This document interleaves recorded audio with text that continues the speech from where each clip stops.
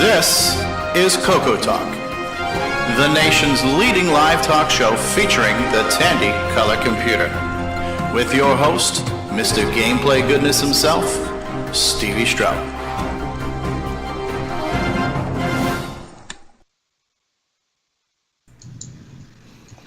All right. Well, here we are, everybody. Welcome. You've been busy. Without any further ado, we're only 14 minutes late getting the show started today, and the network sponsors are gonna have my head. Trillions of dollars are on the line here, and I can just manage to screw this whole thing up. Yeah, so welcome to CoCoTALK episode 21, the nation's leading live talk show featuring the Tandy color computer. And I am joined by a bevy of beauties here once again. I mean, I tell you what, not only is there incredible content here, but the eye candy on this show, I should be charging money for this. So, top left, L. Curtis Boyle from Canada. A, how Hello. are you? We have Richard Cavell from the UK. We have Hello. Karen Anscombe from the UK. Nick Marentes from Australia. Good day, everyone. Then we have Mark Overholzer from somewhere in the United States. Grant Leighty, David Ladd, Ron Delvaux, and Simon Jonassen from Denmark. Welcome, Simon. Welcome, everybody. Hey, guys. Hey there, Steve. And John Strong has been trying to get in and out of the call here, so hopefully we'll have John Strong show up here. Big West Purdue is in the chat. Hello, Big West. Big West says, damn straight. What's up, Stevie? Glad to have you here, Big West Purdue. So welcome to episode 21 of CoCoTALK. We will talk about some things. The first thing I do want to talk about is the fact that if you only watch us on YouTube and you haven't been watching some other things I've been putting in social media, CoCoTALK is now a podcast as well, meaning you'll be able to listen to CoCoTALK. And we are available on iTunes, Google Play, wherever podcasts are sold and distributed, you can hear us there. And we will eventually have all of our episodes caught up. What we do have for you there right now is episodes 1 through 6. And Davey Mitchell is here. Hello, Davey. Richard Cavell in the chat, too. I've got two Richards. All right. Well, the real Richard Cavell, please stand up. We have episodes 1 through 6. Episodes 1 through 5 covered everything leading up to CoCo Fest. So we had a bunch of discussions. We had other things happen, but we were mostly like, we're all, yay, let's get ready for CoCo Fest. And then episode 6 was the wrap-up show of CoCo Fest. Wrap-up show, too, talking about everything that actually happened at CoCo Fest. John Strong, once again, trying to call in. John Strong, can you read me? Howdy. John Strong, this just in, ladies and gentlemen. My producer has told me that the satellite uplink has been restored and live via the International Space Station. John Strong, ladies and gentlemen. Yay. John, how's the weather up Hey, there? guys. How's the weather up there in outer space, John? Cold. Yeah, so last week we reached a milestone. We reached 20 episodes, which was pretty cool, a pretty cool number. And we had our community discussions. We just, let's talk about whatever you want to talk about.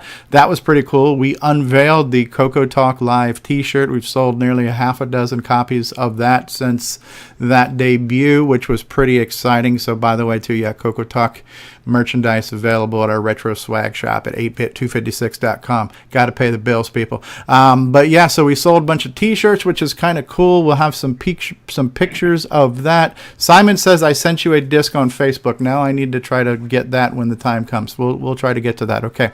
I've been not multitasking very well today. So we're on episode 21, which means that CoCoTALK is now old enough to drink. So have a pint, everybody. Cheers. Oh, well, if you insist. So, yeah, it's kind of cool. I've spent the past few days, Heineken. So there we go. Simon's drinking a Heineken. There you go. I spent the past few days just doing a lot of groundwork to get these things ready for podcasts.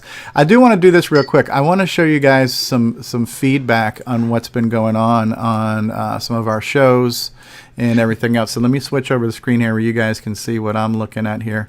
And let's start by looking at some of the views on the most recent episodes of CoCoTALK, because the views here have been really Really impressive. So last week's episode has gotten 206 views. That was episode 20, Community Chat, Ron's Garage. The world premiere of Ron's Garage, Forest of Doom trailer. All kinds of cool things happened there. Episode 19, Hardware, 259 views. Episode 18, An Introduction to OS 9, 244 views. Episode 17, 186 views. The Mess, 154 views. Episode 15, Pac-Man Transcode, 192 views. Episode 13, 240 views. So you can see here that CoCoTALK, the views have really been growing. So the show is growing, the buzz is spreading, and it's kind of cool. It's kind of exciting to do something that is so obscure. You know, who would imagine that, 35 years later, people want to get together and talk about this machine, and a couple hundred other people actually watch and listen to us talk about this machine. It says something about the machine. So that's kind of cool. And we also got some feedback on some of the stuff here too. So let's go over some feedback real quick. Alan Huffman left a comment when I first posted that we're a podcast. He says, I see it in iTunes, but it tells me it's not available yet. I think that was the first day it posted. Yeah, it was kind of hit or miss. It came up in Canada first, of all places, right? And then it did show up in the States a day later. So, yeah, we're available on iTunes. This was a question here, which I think this person also posted in the Facebook group. He says that now that Tandy is closing shop, how about working on The Last Ninja? And I know that is a point of let's just say interest or lack of interest by a few members. Vitriol would probably be a better word. Yeah, so that was brought up and kind of dragged through the mill in the Facebook group for a little bit. Maybe when we get to our Facebook coverage later on today, we'll look at some of that. Now, this was interesting. If you remember last week, we had somebody in the chat claiming to be Neil Brookins. His YouTube chat name was Neil Brookins, but here's from John Linville himself, host of the CoCo Crew podcast. And John says, I talked to Neil Blanchard, a.k.a. Brookins. He was not the one in chat for this episode. Someone is an imposter. So there is a Neil Brookins impersonator out there on the internet somewhere. So you know what? Guard your valuables, folks. That's all I can say. This one actually I thought was the real Neil Brookins is who it was, I think. But. The real Neil Brookins, right? Well, the real Neil Brookins, please stand up. Please stand, Yeah, please stand. Shady. Yeah. Now, I was hoping one of you guys could answer this question because I didn't know the name of the game, but this person here, Crash Code, says, hey there, Stevie. Have you ever played a CoCo game that involves changing the plant and animal makeup of a planet in order to keep a sort of balance between CO2 and oxygen over time? Biosphere. What is it called? Biosphere. Okay, Biosphere. So Tandy OS 9 game, actually. Okay, very cool. I'll have to remember to reply to that comment now called Biosphere. A comment on my video of Blockhead. This guy, Ben Jamin, says, you deserve more subscribers. I'm a huge retro computer fan and collector myself. This was interesting, too, on my Bedlam video, which has gotten over 200 views now, too. Matt Tull says, this game scared the crap out of me when I was a kid. Now I'm playing it on an emulator, and it's still fairly creepy. I miss these old text adventures. Yeah, so John Strong trying to call in on Skype here again. I think there must be some sunspots up there in between the space station and Earth. Steve Powell was asking about the OS 9 images. When can I get an OS 9 image? And I know there's a few out there, but I had basically mentioned once we get our kind of ducks in a row, I'll host some on my website and have them on my CoCo links page at imacoconut.com. I know Bill is still actively working on the one that he sent you. He's improving it and adding some stuff that was missing and fixing some stuff up. So, okay. A comment on CoCoTALK number 18. O Galapso says, someone asked where can I get Shanghai for OS 9, and he posted a link here. They're going to nitrous9.soundforge.io/snapshot. There's an arcade pack, he said. So is that from the Nitrous 9 repository, whatever it's found? That's a source code branch for Nitrous 9, I think. Okay. Glenn Hewlett commenting on our hardware discussion saying, hey, this was a great video, Steve. Thanks again for making them weekly, and thanks to Bill and Jim Brain, Bill Noble and Jim Brain. Jim Brain. I learned a great deal from them both. I'm sorry I missed it this week. And so on and so forth. So, yeah, the comments are coming in. and that's kind of cool. It's just nice to hear from everybody. Nice to hear some feedback from the things that we are doing. Really good. We got some few people in chat here right now. So Davey Mitchell says, I found it okay on Pocket Casts. Very good. Davey Mitchell says, OS 9 is a big, scary text adventure, isn't it? So what's been new and exciting with you guys this week? Any guys got anything you want to talk about as far as, John Strong has a new bomb threat. Let me zoom in on this. Sorry, John. Okay, black and white bomb threat. Very nice looking. Is this 3D printed? Yes, this is just to encourage Rick to get his cartridge. Okay. Okay, Neil Brookings has just chimed in, and Neil Brookings says, I'm using my real name here. Why do you think I'm an imposter? I'm confused. Well, because we thought you were a different Neil Brookings, so maybe you are the real Neil Brookings. Yeah. And the real Neil Brookings has been on the CoCo list and stuff for years. When Tony Podraz accidentally called Neil Blanchard at CoCo Fest Neil Brookings, he just confused the two Neils. Oh, and we kind of made an in-joke out of it ever since. So Neil keeps calling himself Neil Brookings, and we've made little memes about it and stuff. But the real one, I don't think goes on Facebook, so he hasn't seen a lot of this stuff, so I think that's why he's So maybe this is the real Neil Brookings, and I apologize. Sure Neil Brookings, I apologize. I didn't know there was a real Neil Brookings. The only Neil Brookings I knew about was the fictional character we created based off of the mispronunciation. By the way, my last name does not have the letter G. Oh, it's Neil Brookins. Neil Brookins. There you go. Neil Brookins. Okay. He's been on the CoCo list. He's been active on the CoCo list for a while. So, like I said, I have seen him before, and I think that's where Tony got the confusion. He just spaced out during the auction. Between the two Neils in his head, and we just kind of went and ran with it and made a running joke of it. So. Okay, so Neil Brookins, I apologize. You are the real Neil Brookins. The real Neil Brookins is here. The real Neil Brookins will stand up. And very good. Thanks for joining us. So I apologize. I got distracted by that. Going around the room here, does anybody got anything that they did this week that was interesting that they want to talk about or share as far as projects or anything else? Get a haircut, get your nails did, anything like that? The only thing I can really say in my case, I've been really busy with work, but I have been trying to help Bruce more a little bit. He's been just starting to dabble in Basic 09, and he seems to be kind of getting the hang of it. So it's nice to see him picking it up, and he's got some definite ideas of some game expansion stuff to do with that later. I'm really interested to see where he's going to take that. Very good, very good. Helping the community is what it's all about. Okay, and this week I did set up to go to VCF Midwest. Okay. And I will be giving a presentation. Very nice. I don't know whether I'm going to get a table or not, but I did talk to the other Neil. And if I can't get a table, we'll be putting my stuff at his table. And so reserved the rooms. Did that since I couldn't go to Tandy Assembly.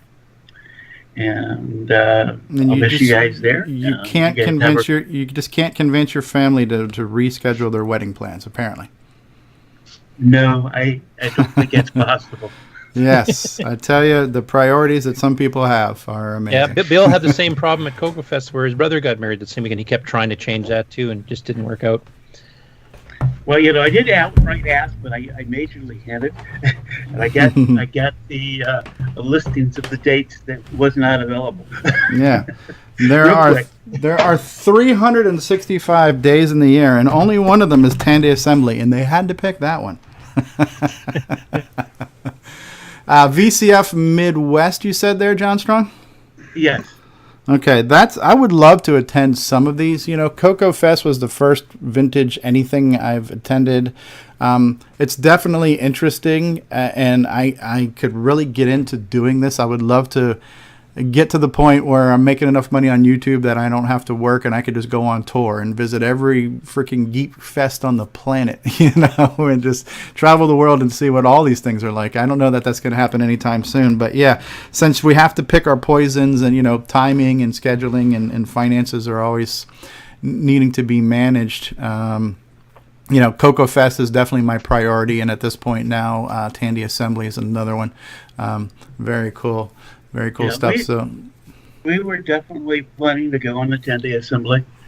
until we were informed that that date was taken for us. And we did make the Midwest, VCF Midwest last year. And it's very kind of more like a small ham fest.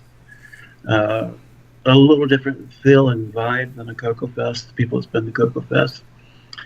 But you have a lot of different computers there. Some very interesting talks. Dim Brain gave a very interesting talk last year there. And so I thought I'd throw my hat in the ring and do a talk since I was going to be there. And that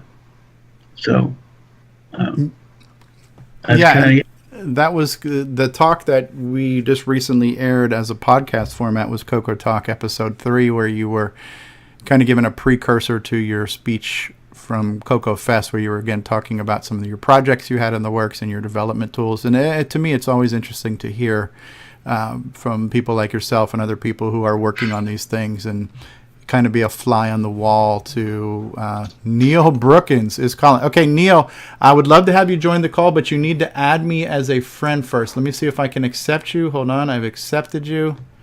Neil Brookins would like to... Okay, hold on one second, Neil. Sorry. Trying to multitask some screens here. Neil, hang up and try again.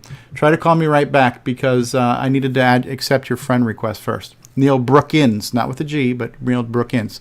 Yeah, so yeah, it's always interesting for me to hear these things. The way I kind of give the analogy is that I've always been a big fan of when you watch a movie, like a DVD, and then you get the bonus content and the behind the scenes, and you get to hear about how they did things. I've always been a big fan of that. Going back to like when Star Wars first came out, Star Wars, 1977, I was a kid, it blew me away.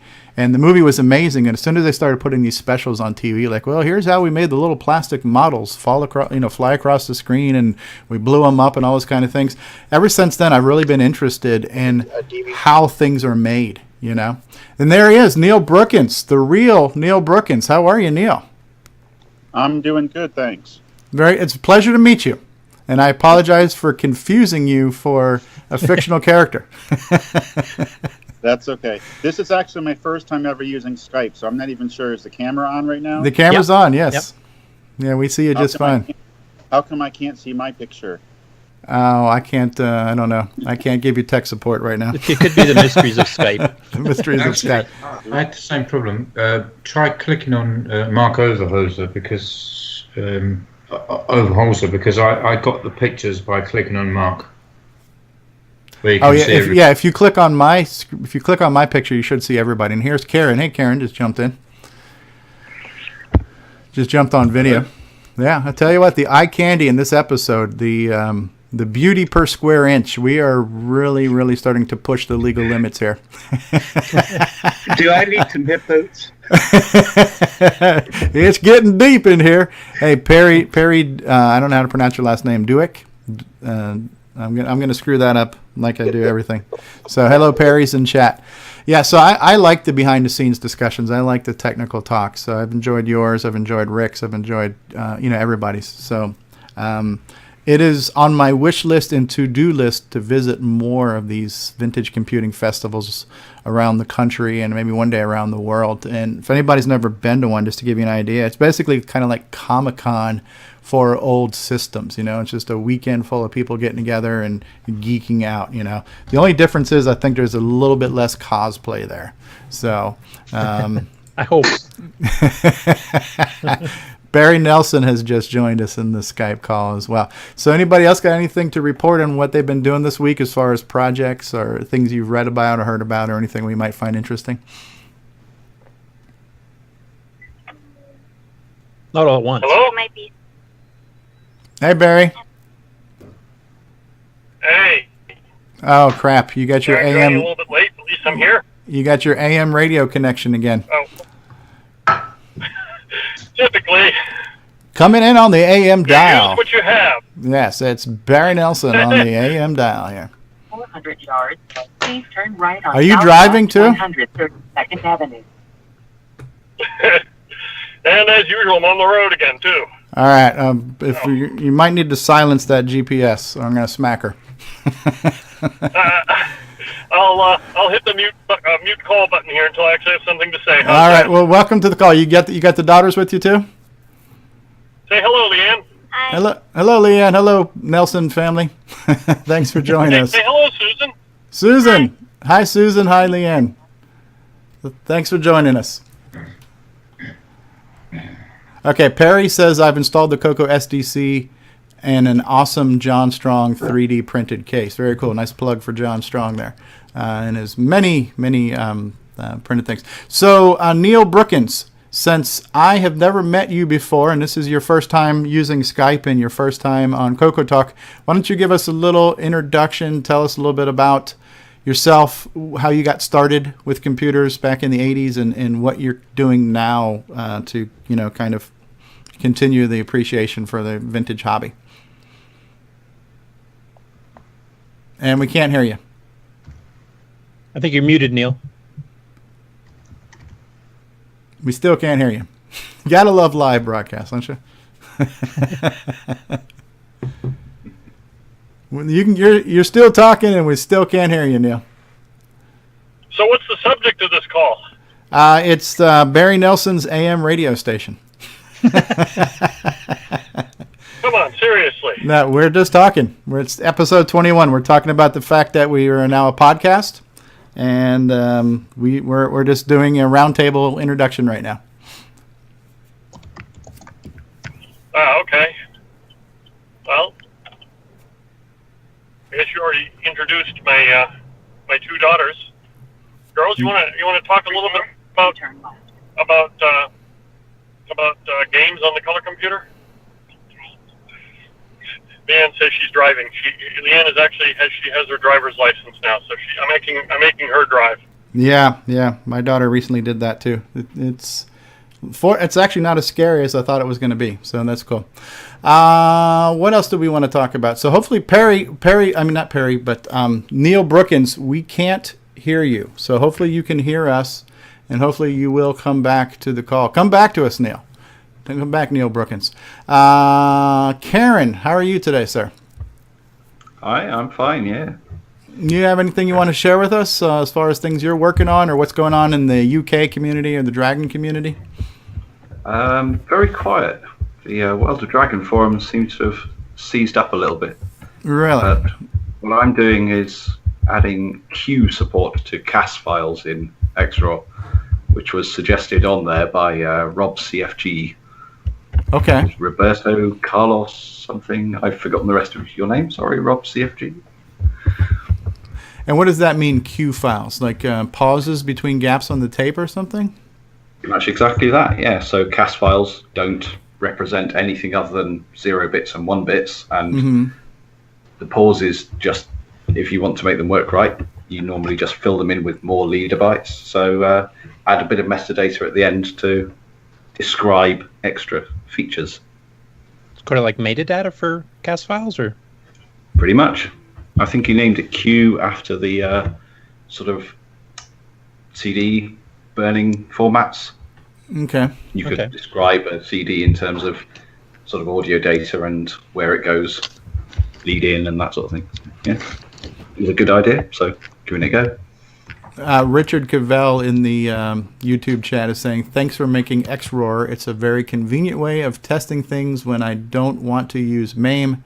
And also thanks for ASM's 6809, which is thankfully easy to learn. Oh, good. No Very problem. cool. Very cool.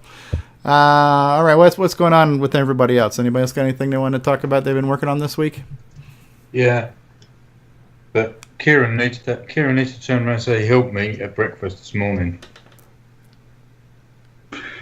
Karen, yeah, that was a nice thing to wake up to. Genuinely, it was good fun. But yes, and you actually used LW tools as well. Indeed. The competition. You have to admit, you used the competition with the cycle counts. I did, yeah. It's very good. Am I? Yes, I am. Still on. Yeah, no, it is good. That was quite fun actually, because you traced some paths I didn't see. New eyes, always good. Yeah, and it turned into madness as usual. Simon, I just downloaded your latest vector disk image, which we'll look at in a minute. Does that one have the old demos as well as the new ones? No, it doesn't.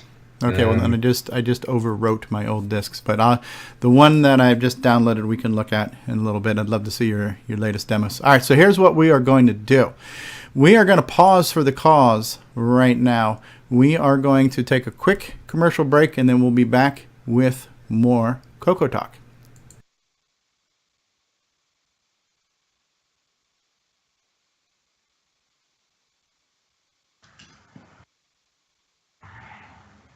Christmas is about families, and so is this computer, the Tandy 2500 RSX from Radio Shack. For the incredible price of $799.95, you get a 386SX 25 megahertz processor with 24 built-in programs for budgeting, word processing, and home education, with the power to run PC-compatible software, made in America by American families. Christmas, families, and a Tandy 2500 RSX, they go together. From Radio Shack, your Christmas electronics store. Something new is coming. Tandy Assembly. Tandy Assembly is about Radio Shack and Tandy computers. Tandy Assembly is about interacting. Tandy Assembly is about people. Tandy Assembly is about fun. The first gathering of its kind. Computers of the 70s, 80s, and 90s. All Radio Shack and Tandy makes and models. Join us. Don't miss Tandy Assembly. In Chillicothe, Ohio. October 7th and 8th. Whether you're near or far. Tandy Assembly is for everyone. Visit our webpage at www.tandyassembly.com. Tandy Assembly.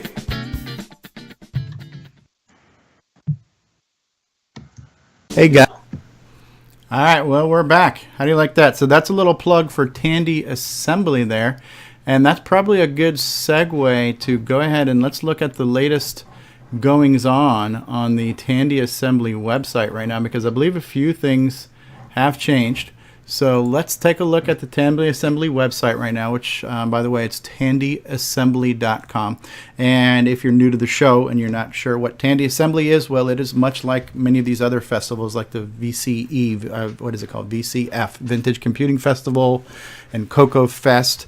And now Tandy Assembly is the first ever festival that is dedicated to all of the Tandy computers. And this was kind of a combination of the CoCo Crew podcast got together with the TRS-80 Trash Talkers podcast and the Floppy Days podcast, and they all kind of said, well, let's do all things Tandy, right? So if you've had a Model 1, if you've had the micro color computers or the Model 100 portable computers, or even the later Tandy 1000s through 5000s, if you owned anything made by Tandy or Radio Shack, this is the festival for you. It is called Tandy Assembly.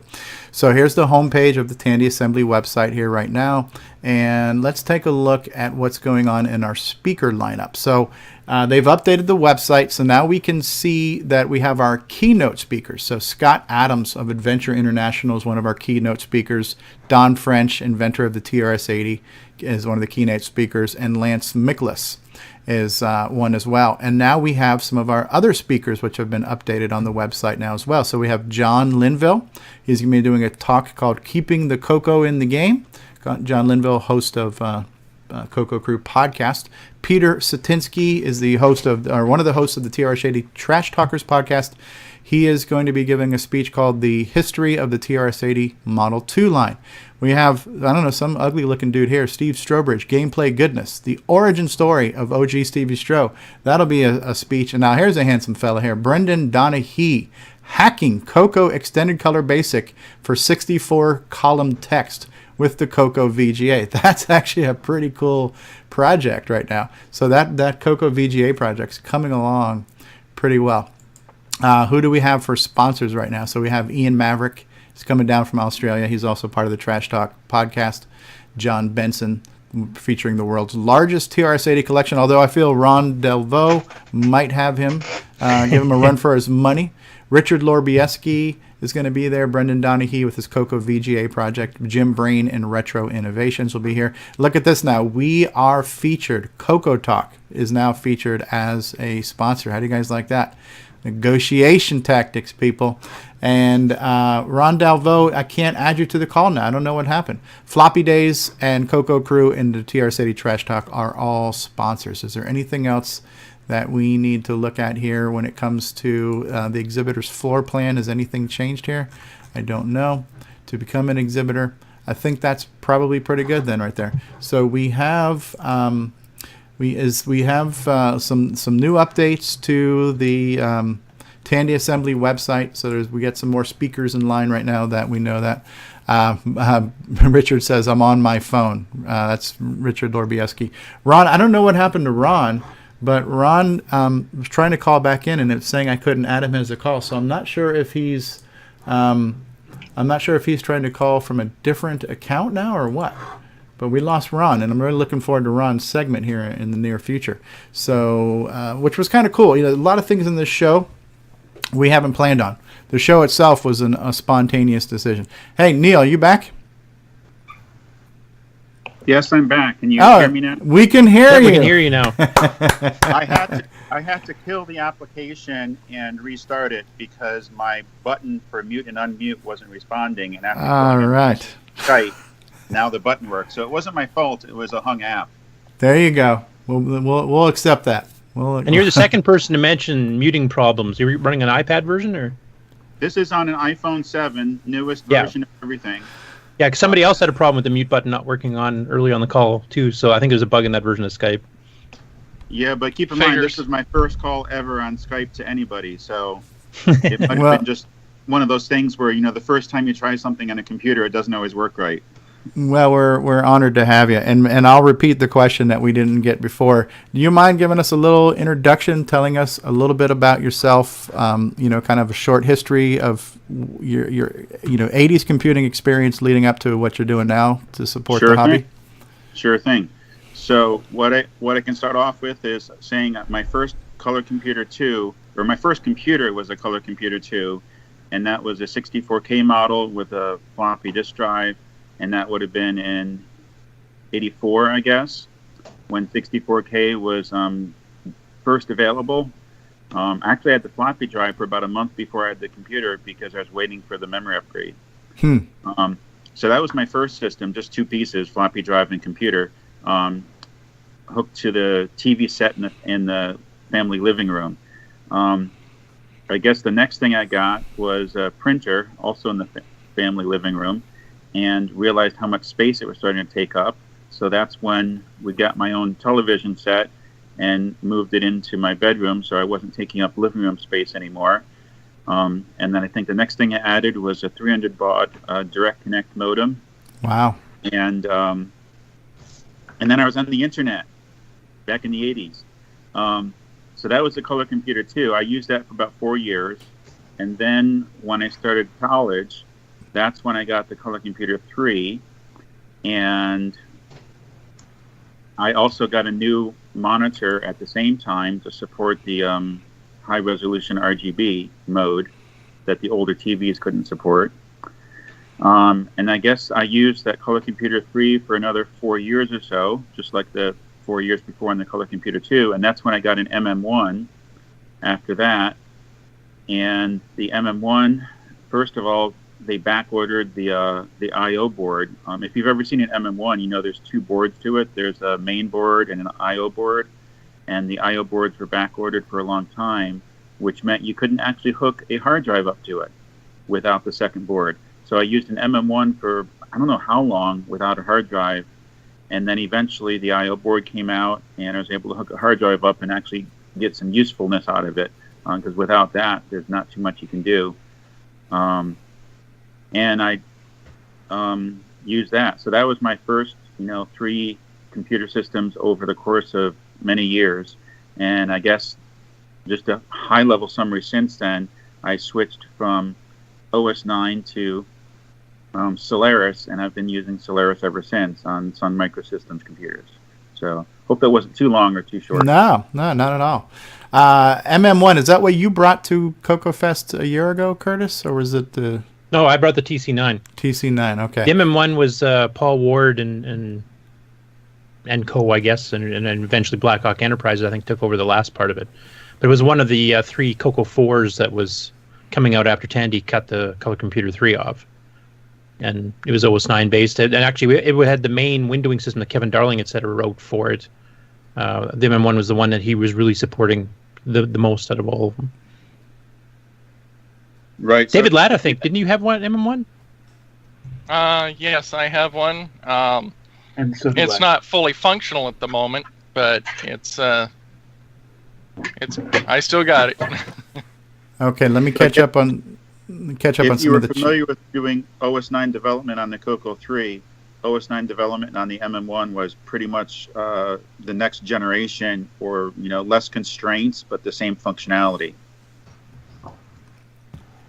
Did you do a fair bit of development on it then, Neil? Or I've done C programming on it, yeah, quite a bit. The program that you might have used, if you've heard about it, is EBAC, which stands for Electronic Bible and Concordance. And I wrote that on MM1 and CoCo 3 and many other operating systems I ported it to. But I originally developed it on the MM1, originally as the first release. Okay. And yes, I do use Sun computers at home. I saw the chat window there asking me. Neat, very cool. Yeah. I'm running a Sun computer 24/7 here at my house. Now that's also at this point a kind of a vintage computer as well, right? Oh yeah, big time. Is that like the Sun Spark Station or whatever it's called? Yeah, exactly. What kind of processor did that run on? Well, when the original Sun computers came out, they were 6820s was the first generation. Well, no, I take that back. 6810s was the first Sun computer, then 6820s, then 6830s, and then they transitioned from the Motorola chips to a proprietary Spark chip that was only used in their computer. Sort of like the Macintosh started off on the 68000 series and transitioned to PowerPC. Well, Sun Microsystems did the same transition, but to their own proprietary Spark chip. And that's essentially what they've ever used ever since. They come out with new versions of the Spark chip every couple of years, but current Sun Microsystem computers today is still running on the Spark chip. Oh, wow. I didn't know that a there RISC were. chip? Or? Actually, the newer ones are running on Intel. Well, it's I've both. seen Right? several. It's the same operating system, but if you look at the inventory of what they sell, it's both Intel chip and Spark chip with a port of the operating system to both platforms. Oh, so you still sell the Spark stuff, huh? Interesting. Oh yeah. I have still a using rather them unique. for- I have a rather unique Sun Spark system myself. I've got a couple of them. I've got one that's you've probably never seen. It's actually a Sun Spark processor laptop. I Wow. actually have one of those. I have a Sun laptop computer. Oh, you do? Yeah, Oh, those yeah. are a little unusual. That's pretty cool. I didn't know they even still existed.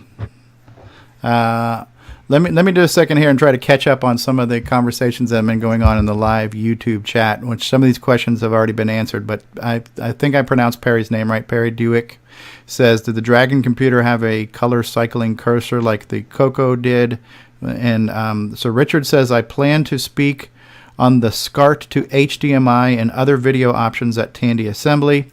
Bill Noble says, hi all. James Ross says, hi all. Davey Mitchell says that the Dragon had the black and green flashing cursor.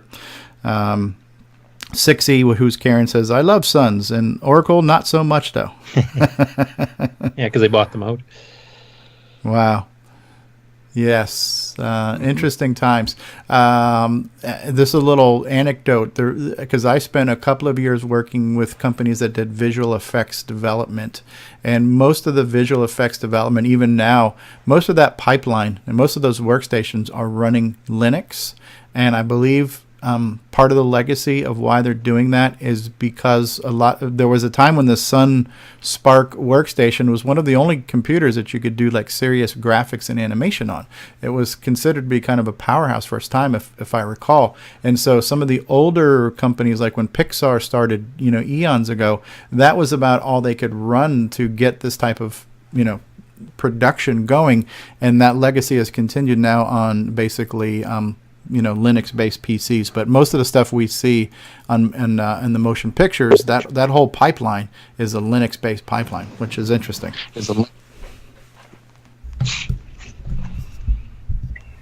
So I was wondering if anybody has had a chance to look at the new MAME binary that I put up for Macintoshes, if anybody's run that yet. I haven't had a chance to. I haven't tried it yet. It's in my queue, but it's going to be a while yet. Okay, because it's got the floppy disk fix, and it's still got the speech synthesizer and stuff like that. I actually backported the patch because I don't necessarily always take the latest version of the MAME source code. So the patch that fixed the floppy disk issue for the color computer, I backported that to the source I had and applied it, and then built a binary with it.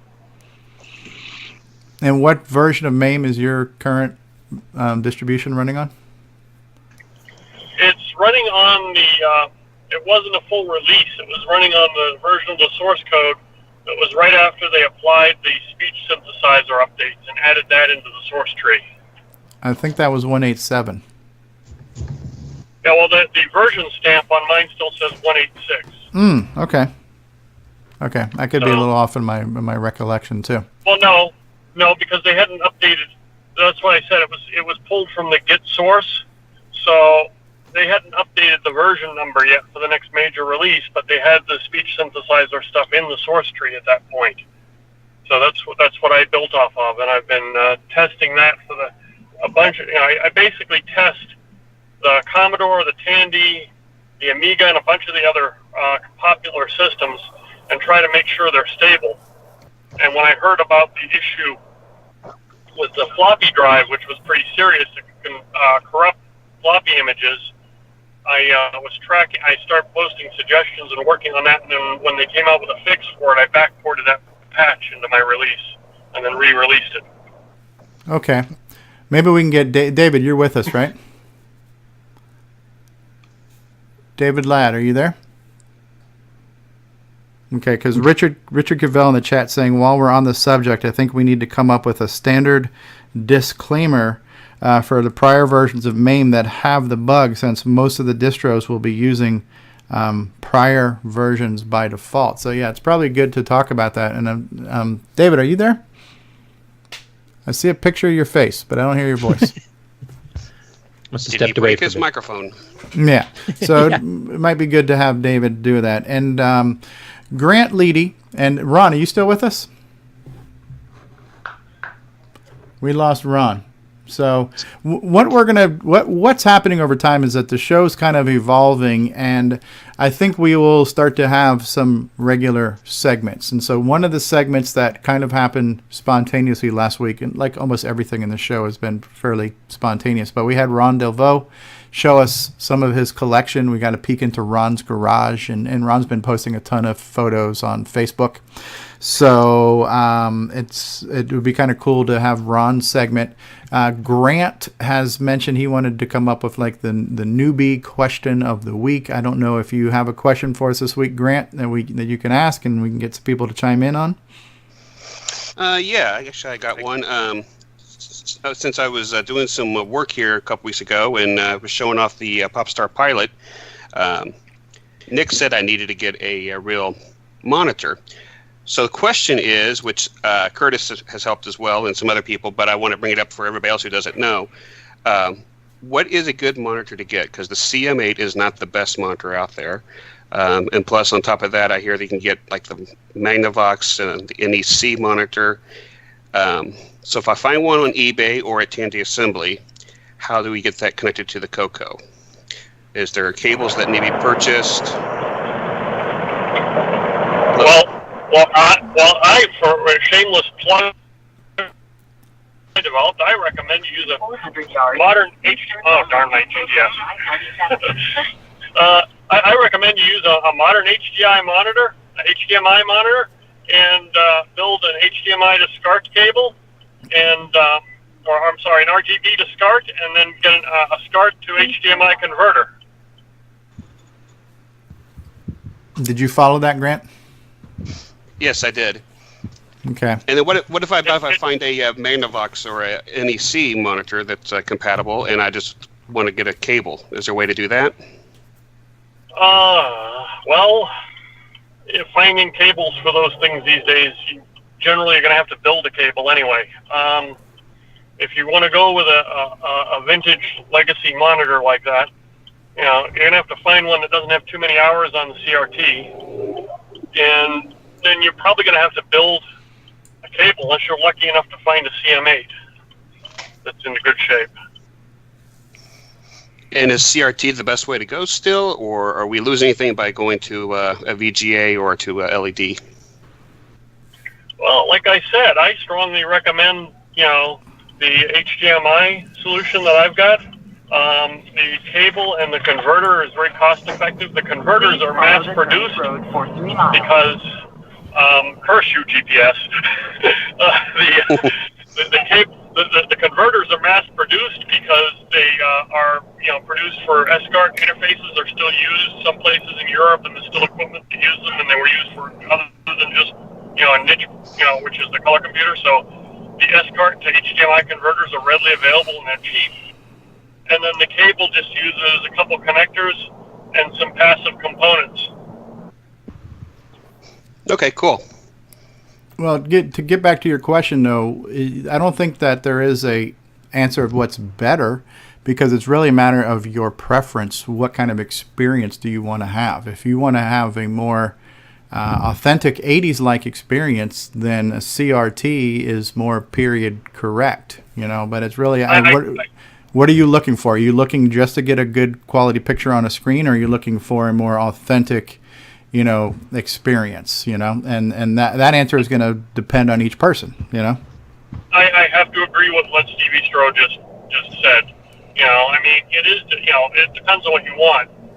A vintage monitor is going to be more hassle to set up, and it's going to be, expensive and difficult to locate. But if that's what if you want a CRT, authentic CRT, and know what it looked like, etc., and you want to duplicate that setup, then that's what you got to go and get.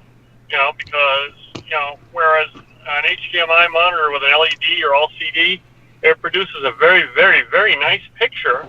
It's not the same as what was on a CRT back in the day. It was blending between the pixels and whatnot. That if you're really looking to duplicate that, then you need the original CRT. Okay. Yeah, I prefer to keep the authentic and keep it was like back in the day with the CRT if possible. But those days are definitely coming harder and harder to find.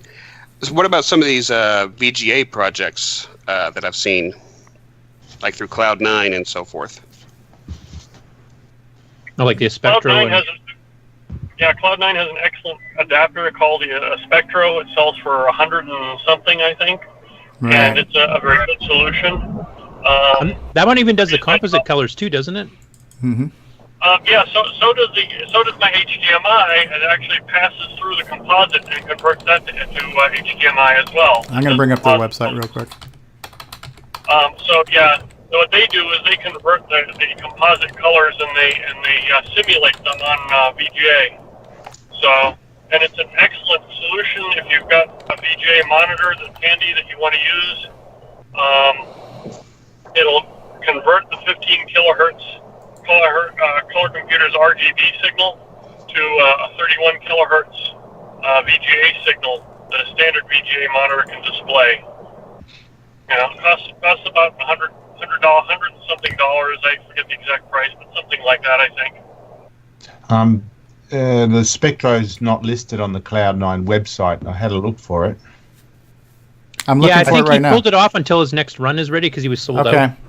Yeah, let me. I'm going to bring up Cloud9 right now. I'm going to show you what is on the website right now. So if you go, it's cloud9tech.com, and there's a link to this on my CoCo links page too. I'm a coconut.com. There is a CoCo 3 video monitor cable. They have a Magnavox monitor adapter cable for $22 that would convert that for you. It's got an NEC multisync of conversion cable, and then there's even a Commodore 64 one. So on Cloud9's website, there's a handful of cables that that are already available. So this also then gets into what is your skill set and what is your preference, because any of these cables could be created, right? So, but I'm not that guy. I'm not the solder, crimp, make a cable kind of guy, and I'm much more of let me PayPal you and I'll have it in a week kind of guy. So, if you have the skills or the interest and it's like a hobby, it's like, hey, I've never made a cable. Let me just try this, because that might be something you want to do as well. But yeah, so it looks like to answer one of your questions, if you get a NEC multisync or Magnavox monitor for roughly $20 plus shipping, you could have the cable to adapt it to your CoCo 3. Yeah, and that's another thing. That's another thing to consider. For instance, for my SCART cables, very cost effective, but I don't produce them, and neither does anybody else yet. So if you want to build it, the schematic is out there, but you have to buy the connectors and pretty much build it yourself because nobody is mass producing them. The Spectro is, when they do another run, is going to be a mass-produced unit that's ready to go. So I mean, it depends on what your resources are, how much skill you have for soldering, how much money you have you want to spend on it, and what type of experience you want to get. Those are, I guess, the three things to really consider about monitors. Ron, are you with us? You've kind of come in and out of the call. Are you with us right now, Ron Delvaux? Yeah, he was in for a bit there. Bill Noble joined us. Bill, are you here? Yes, I am. All right, welcome to the call, Bill. Welcome to CoCoTALK. Yes. Okay, I am going to take a quick commercial break, and then we will come back, and then hopefully we'll hear from Ron. Looks like Ron just faded off the call again, too. So we'll be back in just a minute. This is a word from our sponsors, and don't go anywhere. Stay tuned for more CoCoTALK.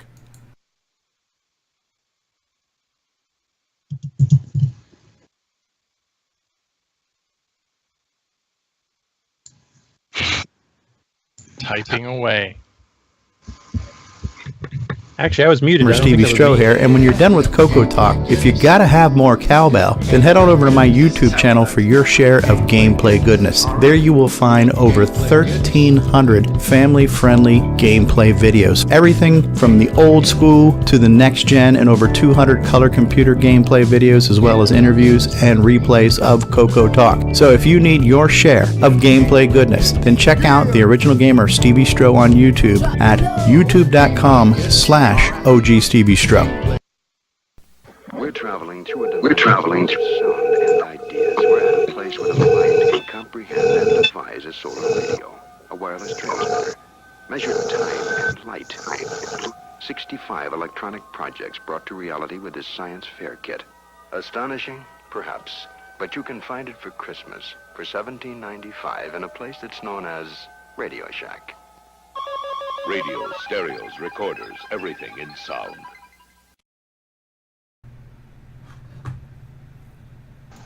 All right, we're back. Yeah, I've been scouring the internet for vintage Radio Shack commercials to not only spice up the podcast, but also give us something else to watch here, too. So I thought that one was really cool. That was Rod Serling introducing Twilight a Zone. Radio Shack home electronics kit.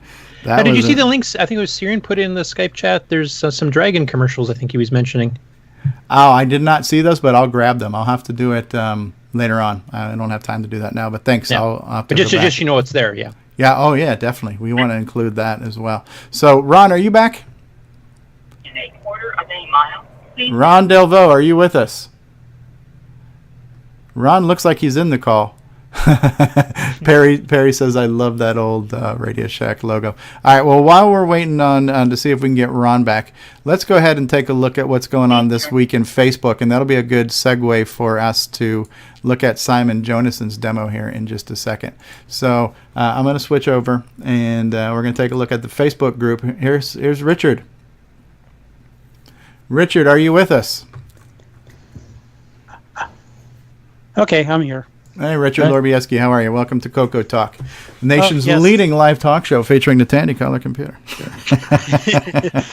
Yeah, sorry I'm running late. I was hearing you guys talking about the SCART cable and stuff, and I was in my car and I couldn't talk. So I finally got home and I rushed in and got on Skype. So I don't know if you guys had moved on with the conversation or Well, not. we can revisit that topic. And by the way, being in the car hasn't stopped Barry Nilsson, just so you know. Yeah, I heard him. Yeah. I tried. It's the only way I could get on this call. So, Priorities. Now we know exactly where you're going. Yes, we're glad you have your priorities in order, Barry, and we're glad to have you and the Nelson daughters with us. Yeah. So. No Yeah, wedding excuse for him. And he knows how to take the puns too. And here's David Ladd finally chimed in. We've been trying to get you to answer us, David. Very cool. When was that?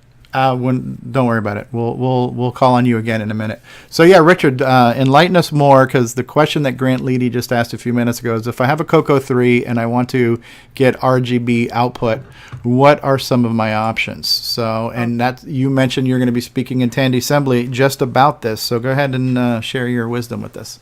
Oh, okay. Yeah, the SCART cable it's based on Barry's design. There's just going to be a couple enhancements. One of the things I've been toying with was that 5-volt line is trying to get something very consistent, because not all USB is the same voltage. So, and I've looked at other designs, and I'm probably going to go with 180 ohms. He has 100 ohms listed on his. Either one will work. And then the other enhancement I just started with is I've taken the left and right audio, and it's going to be separated so you can actually hook up an Orchestra 90 or any other stereo device, and that will actually go through your HDMI. If you have sound for the HDMI, it'll actually go through it. It'll pass through it. Okay. To give you some background on the SCART, it was developed in France back in the 1980s. What France wanted to do was to take the existing technology, audio and video technology, and make it into one cable. They didn't want several cables in the back, and so they dictated this SCART standard, and it just grew in Europe, and it was very popular in Europe. It never became popular here in the United States. And then Japan also had one, but it's a different standard. It's the same connector, but different pinouts. Okay. Les SCART. Oh, but the Viva Les SCART. The other advantage of the SCART to HDMI is like what Barry said. It's readily available. It is cheap, very inexpensive. The converters can run anywhere from $30 to $500 depending on what kind of converter you get. I am trying to mass produce the cables. It's just basically trying to find good sources and trying to keep the price down, because I'm trying to keep it down to under $30. And Okay. I'm hoping that I will have some available for Tandy Assembly to sell. Nice. But the other advantage with SCART is not only can you hook it up with the CoCo, but you can hook it up with other retro gaming machines like the Amiga. You can hook them up to the NES, the Sega Genesis, any of those equipment. There's several that use the RGB standard, and they could be converted over to HDMI as well. Interesting. Very interesting. That's So cool. it includes like the Atari ST and a few others too, then, wouldn't it? Right. Yes. And like Barry had mentioned, it can also take composite directly and convert it as well. Unfortunately, the composite for the CoCo 3 is really crappy, and really crappy, and it's really bad on the HDMI. I would never. I don't recommend composite on a CoCo 3. Right. Is that just because it's progressive, where neither NTSC or PAL, the standard, they sort of dictate interlace? It's not only that, it's just that you can't really improve on it because a lot of the timing signals come directly from the gimme chip, and we don't really have any good specs on the inside. Now I know that they're coming out with a gimme clone with the VGA port to it, and once that is done, that would actually really open a lot of doors up. Yeah, I'm looking forward to that project. And when we're talking about, just getting back to Grant's question earlier, what did the CoCo 3 have? It had an RGB output, right, which is fairly standard, and there are ways to convert that directly with a passive cable to other RGB monitors of the era, and then there are ways with a box that requires some DC power to convert it to something like VGA. And in my opinion, VGA is also a little bit of a dying standard as well, because less and less monitors now have VGA connectors on them, if you think about it. So the idea of outputting to HDMI is at least, I don't want to use the word future-proof, but at least it's present appropriate for just about every computer monitor and television has an HDMI output. And like you mentioned, you get audio and video from a single cable. So if you're just looking for a way to get a good-looking RGB picture from your CoCo, and you're not concerned about the CRT and the old school feel, then yeah, that's probably your best bet.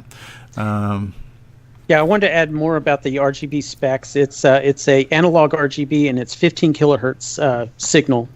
Most other game devices use the 24 kilohertz. The same thing as an analog RGB, but it was anywhere from 15 to 24 kilohertz, and the modern ones are 31 point something kilohertz. So it's it's a little bit different. Interesting. Ron, are you back with us? Ron has come and gone. Ron's having some issues today with Skype. All right, well, we're going to get back to what I was getting ready to look at here for just a minute. Let's take a look at what's going on the Facebook page. And maybe it's time, before we go into Facebook, let's do another commercial break. So we're going to pause for a word from our sponsors, and then we're going to see what's going on in the Facebook group. Be right back. Hey guys, Stevie Stroh here. And if you're a fan of vintage computing and retro gaming, you're going to love our retro swag shop at 8bit256.com, featuring hand-drawn custom designs and pixel art by Instagram artist Joel M. Adams. We've got the brand new official CoCoTALK t-shirt, I'm a Coconut t-shirt, and all kinds of other cool video game and arcade-related artwork. Check out 8bit256.com for all your retro swag needs today.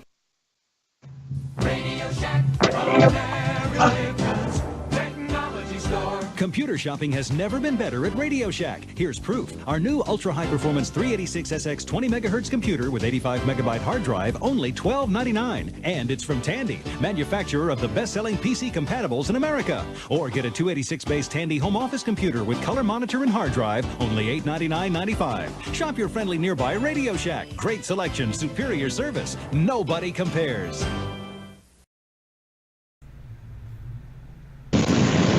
All right, we're back.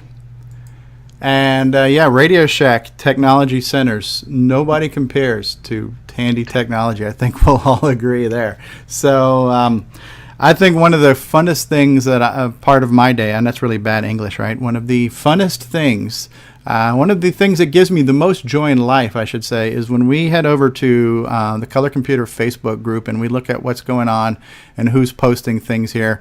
Like, this is where we're always going to see Simon Jonason's latest demos and things that he's working on. He's going to post a video and whatever mad creation he's come up with. James Ross right now has a poll saying, what type of compiler would you like to see written for the CoCo? Especially if we're going to do development on a modern computer, what language would you prefer? And it's looking like right now C# is winning out on that poll. Here's Simon's demo, which I will also show off here in just a second. But this is not the most recent one, but this is one of Simon's Cube demos, and we showed this last week a little bit. He's got it to the point now where there's no double buffering, or there's double buffering, there's no flickering, and it's very smooth and it's optimized. And hopefully we'll look at the latest one today too, because he sent me a disk image. We'll pull that up on a real CoCo. There is Travis Pope is talking about an ultimate SDC image, and this topic has been brought up a few times in the past. What is the ultimate CoCo SDC image? And I believe the definition of ultimate probably varies on the individual and what their tastes are. And for me, the ultimate would be every game ever written. Some other people would be Nitrous 9 in every development tool. So what do you guys think on the ultimate SDC image? What would be the holy grail of everything to have on your CoCo SDC? All of the above. every game ever written, every development tool and environment ever written. Every single Nitrous 9 command ever made. Yep, the whole bit. Gotta have more stuff. So that might be worth interest looking at. Here's me plugging the podcast. Here's Randall Kindig plugging Floppy Days in the 76 interview with Ian Maverick. Ian Maverick is the guy from Australia who makes a lot of cool hardware boards for different systems. Here is a picture of, and I wish I could pronounce this guy's name. He's told me before, I don't remember. His the letters of his name don't look like American symbols. So, but he's got the CoCo 3 with this looks like the the Cloud 9 Triad board. So we have a happy CoCo 9 upgrader here. Very cool. Here is Carlos Camacho talking about a oscilloscope kit. So I guess you could run this on your computer. I guess you use your computer as the actual scope. Cool stuff. Here's Simon showing some of his assembly code.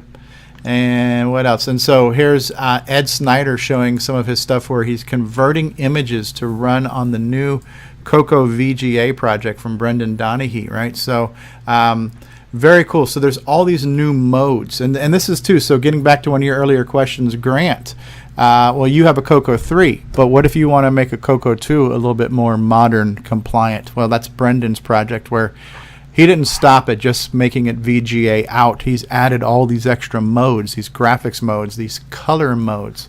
And so this is a picture of Ed Snyder taking some images and then converting them to show up on the CoCo VGA project. And that's stunning, if you ask me. I mean, it's just really cool. Yeah, like that's showing off the 128 by 96 16 color mode. And he's made his modes so they can fit within the same 6K limits that the CoCo 2 by Maxim could normally use. And he's also done extended text modes like a 64 by 32 column screen and stuff too. So it's almost like making it into a mini CoCo 3 at this point. Yeah, right. This is kind of a cool picture here too. So this is this looks like a similar Raspberry Pi case for a CoCo. This one looks similar to like the one I got from Glenn Hewlett, and it's even got the little black cutout around the keys here too, which looks more like a CoCo, where the CoCo had that like kind of keyboard bezel, that thing. And so then the question came up here. Somebody asking the question about, has anybody thought of doing a Raspberry Pi project or a Retro Pi project for the CoCo? And we know the answer to that. And if we have time today, I wanted to do this with Ron Klein, because Ron Klein is kind of the expert and the spearhead on this, and maybe Rick, if Rick's still here, he can help us too. But I can at least boot up my CoCo Pi and show what that looks like. So that was kind of cool to see that. What was this discussion here where they're showing how somebody was proposing to use a CoCo for a car computer? Did anybody read that one? I saw the picture. I didn't get a chance to read the article yet. I didn't get a chance to either. I just thought that was a really interesting thumbnail. Here's a guy, Mike Moore, who has a picture of a lot of his retro systems here. So you can see here he's got like a Dreamcast, a GameCube, he's got a PlayStation, he's got looks like a Sega Saturn, a Genesis, Super Nintendo, original PlayStation down here, ColecoVision, and then on the top shelf he's got looks like an Atari 2600 next to a CoCo, next to an NES, next to a Sega Master System. So this guy's got a bunch of 80s systems, and he's proudly mixing in his CoCo on his shelf of cool 80s tech. So that was pretty cool. He'll want one of those SCART cables. This another Ed Snyder picture here showing how he's converting some of the images on his Mac to run over to the CoCo, and of course they picked the hot chick from Star Trek Voyager or Deep Space Nine, one of those shows. Voyager, and it was 7 of 9. 7 of 9. Thank you, David. Thank you for correcting us there. So there she is on the CoCo itself, I think. Looking quite 7 of 9-ish, if you ask me. So yeah, I love seeing this kind of stuff. It reminds me of the old days when GIFs were the thing, and everybody would just download a bunch of GIFs, and you'd run a GIF slideshow on your computer. That was before we had the ability to play videos and stuff. That was kind of the cool thing. This is an interesting little tidbit here. Microsoft has announced CoCo Framework, a system designed to speed up blockchain technology while allowing more control over data privacy. CoCo, slated to be released as an open source product by 2018, will be free as an enticement for enterprise to use Microsoft Cloud services. So that's kind of funny that Microsoft's doing a new CoCo service. That was pretty cool. So here's a picture of the Curtis Boyle interview. So this has been kind of fun too, right? So in the process of taking our old video episodes and converting them to audio, I'm trying to do a few different things. I'm trying to add some value-added content, so I've been adding all kinds of cool commercials and things like that. But I also am going to be adding some of our interviews, because I figure if somebody's going to listen to things, they might want to hear an interview. This was the first interview I did with Curtis. So for those of you who don't know our history, I wish I had some dramatic, romantic music to play right now. But yeah, so, I started doing YouTube videos. Most of you guys who know me now know that, right? So I just started playing YouTube videos, playing color computer videos, and I'm just some idiot playing games, right? So Curtis was one of the people who started leaving me comments on my videos saying, hey, idiot, this is really what you should be saying. No, he was not rude. He's Canadian. Canadians aren't rude. It's against the law. But, he gave me actually very helpful information and shared his website. That's, his Color Computer Games List website and everything else. So it started off as kind of us commenting back and forth, and I don't remember what prompted it, but Curtis, we Skyped one time, and then you mentioned, hey, since you're into games, I've got these really cool controller collection, joysticks and stuff. So Curtis was technically the first person from the Color Computer community that I interviewed. And so we recorded the interview, and it's on there. You can watch it right now on my YouTube channel. But what I had done at the time is I actually edited out probably about 10 minutes of that interview, because I was thinking back then, listen, this is a gaming channel. People aren't going to want to hear us getting too techie. So I think I cut out a bunch of the techie talk, and especially more OS 9 type stuff. And so all that stuff was on the chopping room floor. But I had the original recording. So what you can now hear on the podcast is you can hear the entire interview, which has got like an extra 10 minutes, and it gets more into some history of OS 9 and a few more technical things too. So that's kind of a cool other benefit of doing this podcast, is I can re-air things in another format. And a lot of these interviews I think will play well to audio too. So yeah. I'm really looking forward to seeing how many people, our viewers, will become listeners and vice versa, to see how our numbers are right now. Right now we're averaging on a new episode about 200 views per week, which is a nice number. But it'd be really interesting to see how our viewership can turn into listenership, and how maybe new people will find us through iTunes and stuff and possibly become viewers. So as we track this, it'll be really interesting to see. But yeah. I listened to that in the car, and I like listening to it again. That's when you had your crappy microphone, Curtis, if you remember. So yeah, the one Mark bugged me about. His tin can mic, so there's not a lot we can do about some of the audio on that. And another thing too is the way these things get recorded. It's one recording. I don't have different tracks. I don't have one audio track for Skype and one audio track for me, so I can't mix anything. What you hear is what you got. There's going to be limited things I can do to clean up the podcast, but it's free, people. Take it for what it's worth. Ron, are you back? Yeah, I had. I was in my observatory. Your observatory. It's like, 98 degrees in there, and the computer overheated. So I tried a desktop I had out there, and it didn't work. So I'm back to inside the house. Are you able to do your segment and show us some of your cool vintage stuff? All right, so I want to apologize. Well, let me do this. I'm going to do it ghetto. Okay, you have created a very cool piece of artwork for your segment. So let me find that and pull that up. And then it's right on your website. Listen, Ron, don't confuse me with the facts, okay?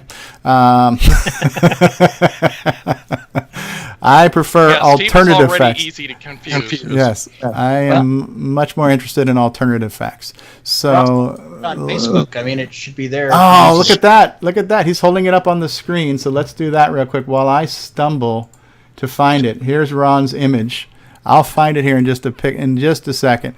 Now, I don't have the observatory one, but we'll live without because you're not in your observatory today. Nope.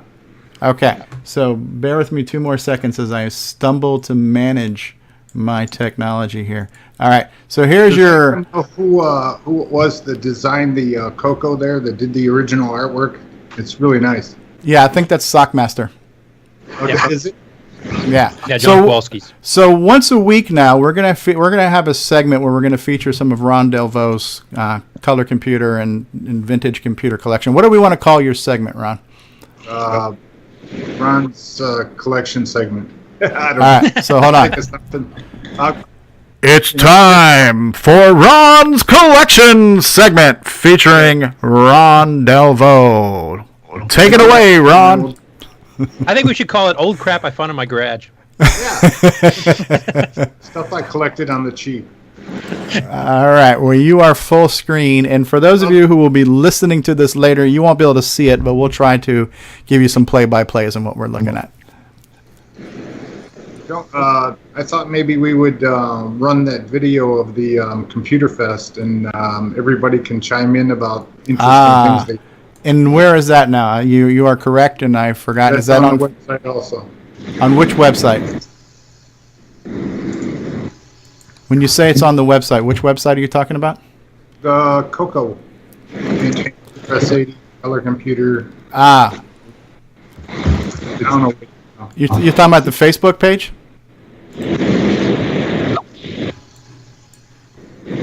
You're breaking up on me a little bit, Ron. Are you talking about what's on the Facebook? What website is on? Yeah.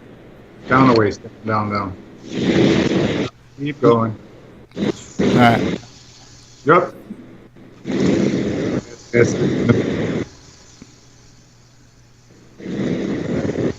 Yeah, keep going. Yeah. You got to love this, huh? Nothing like a live show where everybody's prepared and on top of stuff, right? The audio listeners are just loving this part. This will get edited out. Just to describe, we're scrolling through Facebook. We're scrolling through. There's Ron's artwork. Back in 1984, there it is. Here it is. Okay. We got it. We're going live. I'm a sign painter by trade, so I made the sign. Let's see it. Okay, I'm going to try to make this full screen if I can. Here we go. You could probably turn the sound down because it's just... It's an old camera I used. That looks cool. Welcome to Computer Fest? Yeah. It was the Northtown Mall in Toledo, Ohio. Look at that dot matrix printer. Yep. I still got it. It's in the garage. DMP 110. And there was out something. This was our club, the Greater Toledo Color Computer Club. They had about 80 to 100 members. We had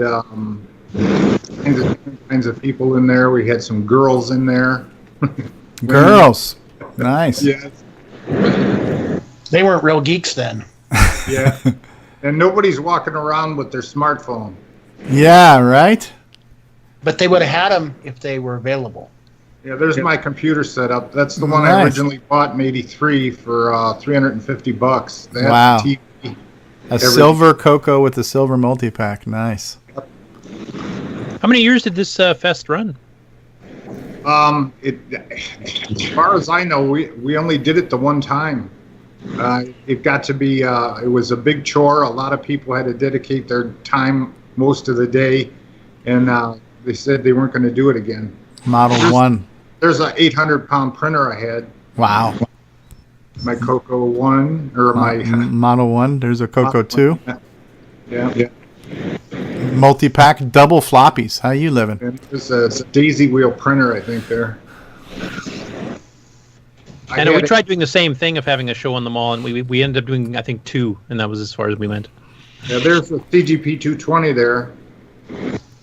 Oh, the color inkjet? Yeah. And that guy had a camera set up. There's the DS69, and then there was another kind. Do you guys remember what the name was? For CoCo 1 and 2 days? Yeah. Well, CoCo 3 even. CoCo 3, Nick Marentes did one. He did Digiscan or Rascan. Digiscan. Yeah, Rascan. That guy there was president of the Tatsig Club, I think. The Toledo area Tandy user group. They were just anything but CoCo. What year was this video? 84. September 84. I didn't. Digiscan or Rascan didn't come out till the very late 80s. '86 is when the CoCo 3 came out. So Yeah, no, the Digiscan didn't come out till around '89. So were 88 or 89, I think, is when I bought mine. So. Were some of the people here just like random passerbys? Like, did you generate interest? Yeah, so that is kind of cool. The guy with the mustache is the Radio Shack manager. Okay. So that's kind of good promotion for Radio Shack right there, you know? Oh, yeah, they loved it. They had a bunch of the Model 1000 set up there. Okay. And we had a couple of they had a couple of CoCo 2 Yeah, we did the same thing. We set ours right in front of the Radio Shack store, so if people were interested in the CoCo, because we also had Ataris and Commodores, we would just send them straight over to the store, so the store manager really liked us too. Nice. This guy here was pretty active in our club, Jeff Kranz. His uncle is the Kranz guy that was Capcom for Apollo 11 when they landed on the moon. Oh, wow. Oh, wow. It's so 80s looking at the hairstyles and the there's an MC-10 with a memory unit. Nice. You represented every color computer very well here. This is exciting. The Greater Toledo Color Computer Club. That's a cool sign. Yep. The CoCo Cat has just joined us, Mr. Gizmo Man himself. Hello, Gizmo. That is so cool. The guy that was talking to the guy next to my computer in the beginning, his son is here doing a scanner on this machine, and then my son is the next one over. There's another CGP 220.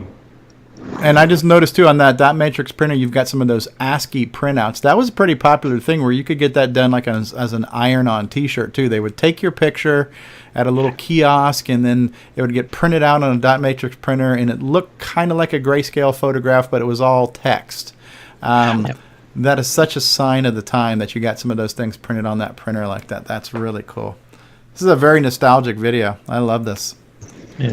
Yeah, it's not very well done, but, you know, that's my son. And then the other guy's son. There's a cool monitor there. Look at that thing. Yeah. Well, I mean, it's the video looks like an 80s style video taken off of a VHS tape. So it's actually, you know, very period appropriate. The next box you see has the CoCo in it. It has buttons all CoCo over. Miniature Golf. Yeah. That's an Amdec, I think. Okay. Yeah, that's a slightly different text looking there. Yeah. And see that box with the vents on it and the buttons and stuff? I just talked to that guy. It's the guy that waved to me. He still has that thing in his basement. Oh, wow. Look at that thing. That is insane. 3-pack CoCo in there. Oh, that's a CoCo in there? It looks like freaking Mission Control, man. That's holy crap. Looks like something you'd see on Spinal Tap where the guy's cranking up his amps. I think there's the Amdec disk drives, too. I haven't seen those in years. Yeah. That was kind of a 3-inch drive, but it was a hard cartridge. It wasn't like the 3.5s that came out a little bit later. Something like that. Yeah. There's a Line Printer 7. CoCo Max? CoCo Max. That looks really good. Groucho Marx on the screen. And of course, the pop-up menu takes up 1/3 of the screen. How's that for resolution? And of course, a side note: the guy that wrote CoCo Max, Tim Jennison, is the guy that started Realtek that does like the TriCaster and that's digitized stuff on that screen. And all kinds of stuff. So that's real-time digitizing going on. Yeah. Is that on a CoCo? Yeah. Yep. That's the impressive. DS69B or the regular one? That's the Rascan or whatever. It's I don't think so. It couldn't be the Rascan because the Rascan didn't come out till the CoCo 3. So well, it's another one. It's not. Wish I could tell you. If he was here, he could tell you and speak up. But that's really impressive. It's almost like you almost like pioneered video calling, you know, because this is where my station was back there, where those two guys were. That's where the Radio Shack guy came with his big cement block phone and hooked it up to CompuServe, and we did OS 9, you know, level 1, and did 3 windows. We had CompuServe in one window, spreadsheet in one window, and doing directories in another. and it was like far off future stuff. And this is really cool. This has a nice little grainy news reel feel to it as well. I'd love to get it downloaded. Are you going to put this on YouTube by any chance? Yeah, I could. Yeah. Never thought of it. Color Max is cool. Hours and hours of this. This is just hours and hours. I love that silver CoCo and silver multi-pack. That looks so cool. And the Mark Data Products keyboard in it too, which is I think my favorite out of all the ones at that time. Wow. For feel. There's a lot of machines here. We have silver CoCo 1s. There's some white CoCo 2s. There's a TRS-80 model one in there. So this guy here, his name is Ken Parsons. Okay. And he still has a collection of stuff down in. He lives in the Villages in Florida. Okay. Well, I'm in Florida too, so maybe we should try to get together. And the hair, the 80s hair. I love the 80s hair. I still have mine. Yeah. Oh, that was going to be one of my announcements too. I was going to say that now, you know. This guy here was looking to buy something, and he was explaining to him how he could, how much money he can spend minimally, or if he has more money, he can get another different machine. It was interesting though how much the prices were back then. Yeah. The silver CoCo. I love that machine. I grew up on that machine. That is neat. Did you guys ever hear of a mod so that when you push the red button on the top of your CoCo 1, it would switch to the higher speed? Yeah, I've heard of that one. There's a bunch of the mods. There was like inverse video, there was a high speed, there was halt the CPU. Yeah. There's a RAM write protect switch. If you copied a cartridge that tried to self-modify itself, it would lock it out so it couldn't overwrite itself. Yes, there's a button on that one down there. I think it did that. The old, the turbo button that would appear later on PCs that basically just turned off the cache, I think. Yeah. Yeah, I see the button there right on the top right-hand corner of the keyboard there. Yeah. Turbo button. Woohoo! Where we're going, we don't need roads. It was a call the Russians button. Call the Russians, huh? You needed two people with keys to turn in unison for this thing to kick into high-speed poke mode. It's like launching a missile. God, the dot matrix printers, the cassette players, all of the technology that we're looking here. Oh yeah. Oh man, this is heaven looking at this stuff. The old Radio Shack TVs, which were make sure you coiled your cable between the TV and the computer so it wouldn't have all that interference. Paul Thayer just joined us in chat. Hey, Paul Thayer, welcome to CoCoTALK. We're watching Ron's video that he posted to Facebook right now. Very cool stuff. Hopefully it'll move along here. We had a guy in our club that wrote music files. His name was Dave Roper, and he was real talented at writing it.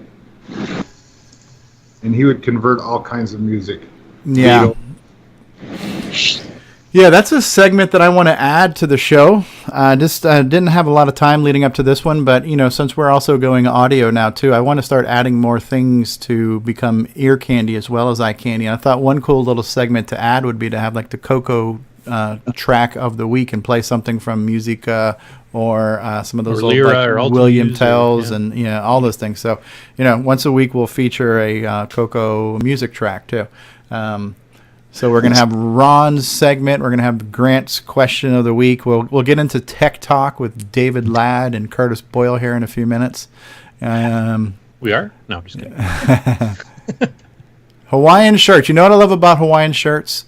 Since they were never in style, so they'll never go out of style. So. You can tell that's a Weird Al fan. The glasses, oh my God, the 80s glasses, those things you could see into the future with them. Ron uses them on his telescopes now, doesn't he? Might have. Dot matrix printers. It's almost like people at a zoo looking in at everybody. Oh my God, what are they doing? What do you feed those computer people? Okay, is that the end of the tape? Don't poke the computer people. That's about it. There's something a little bit left at the end. I forget what it is. I think I go over there. You can see me skinny. Where are you? Coming. Okay, you can see Ron, young Ron, coming up here. Yeah. Okay, Paul Thayer says he has a question for Nick, so we'll get to you in a minute, Paul. No, that's not me.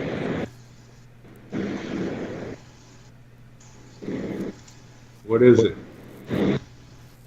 What is that? Why is that one black and white? I thought this was the Color Computer Club. It is. Yeah, exactly. Oh, maybe I'm not on there. Looks like the end. Okay. Cool stuff. So that's it. Thanks. This segment was brought to you by the TRS-80 Color Computer Facebook group, now featuring a very cool piece of artwork also created by Ron Delvaux here.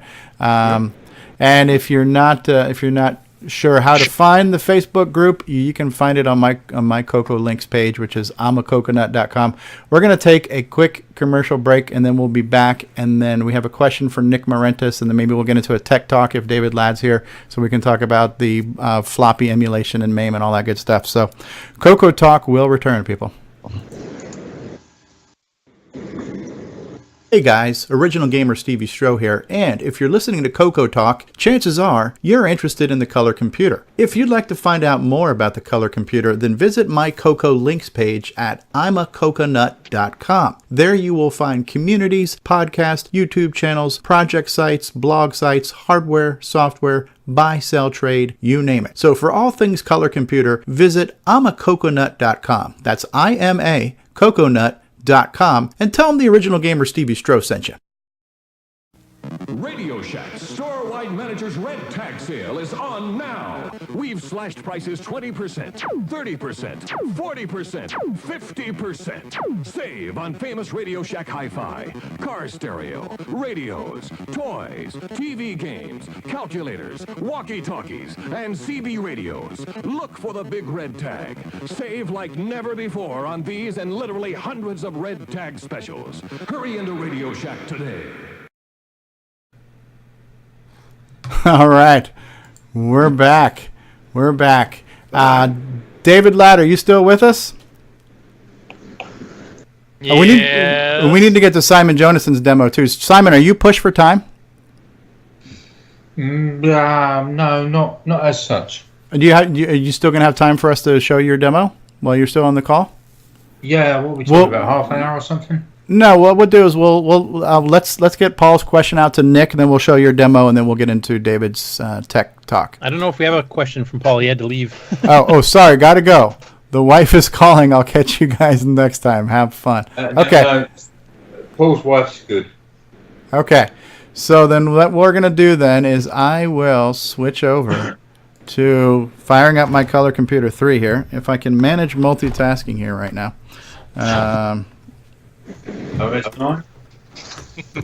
My Color Computer 3 is live. Okay, so I need to get out of this. I need to go to DIR 1. Okay, I don't remember what you know what? I'm not running DriveWire. No, I have to be running DriveWire. That's the problem. Okay, it's technology, people.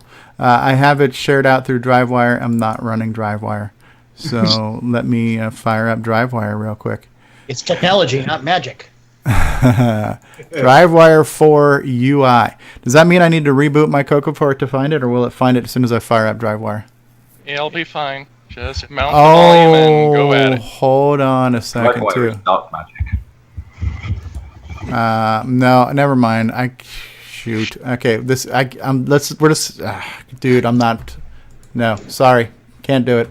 I'm making so many changes at once right now. I can't even do this. So, we'll just. What's the latest video? We'll pull up your video and we'll look at it that way. Sorry about that. I was in the middle of reconfiguring my DriveWire because Ron Klein was showing me how to use my DriveWire to manage drive wire on the RetroPie or the CoCoPie. So my drive wire configurations are all wackadoodle right now, and I just don't have the mental capacity to try to fix them. So let me pull back up the Facebook. Got to know its limitations. Yeah, I'm trying to make. I'm doing so many things at once right now. Steve, Yeah. Steve, can you just run Explorer or something? Yeah. I suppose I could do that. You make too much sense. You make too much sense, Simon. Sorry about that. Pardon? I said you're making too much sense now. You're talking crazy. Yeah, I'm crazy. Yeah, I am crazy.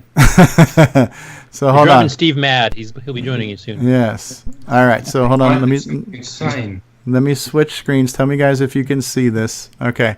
So I've got MAME open, and what I'll do right now is I'm going to load in floppy disk 1. I'm going to mount a file. I'm going to go to my desktop, and I'm going to pick the vector disk that Simon just sent us. So let's go ahead and do that. Good. I haven't tried it on MAME. It's probably going to flake out.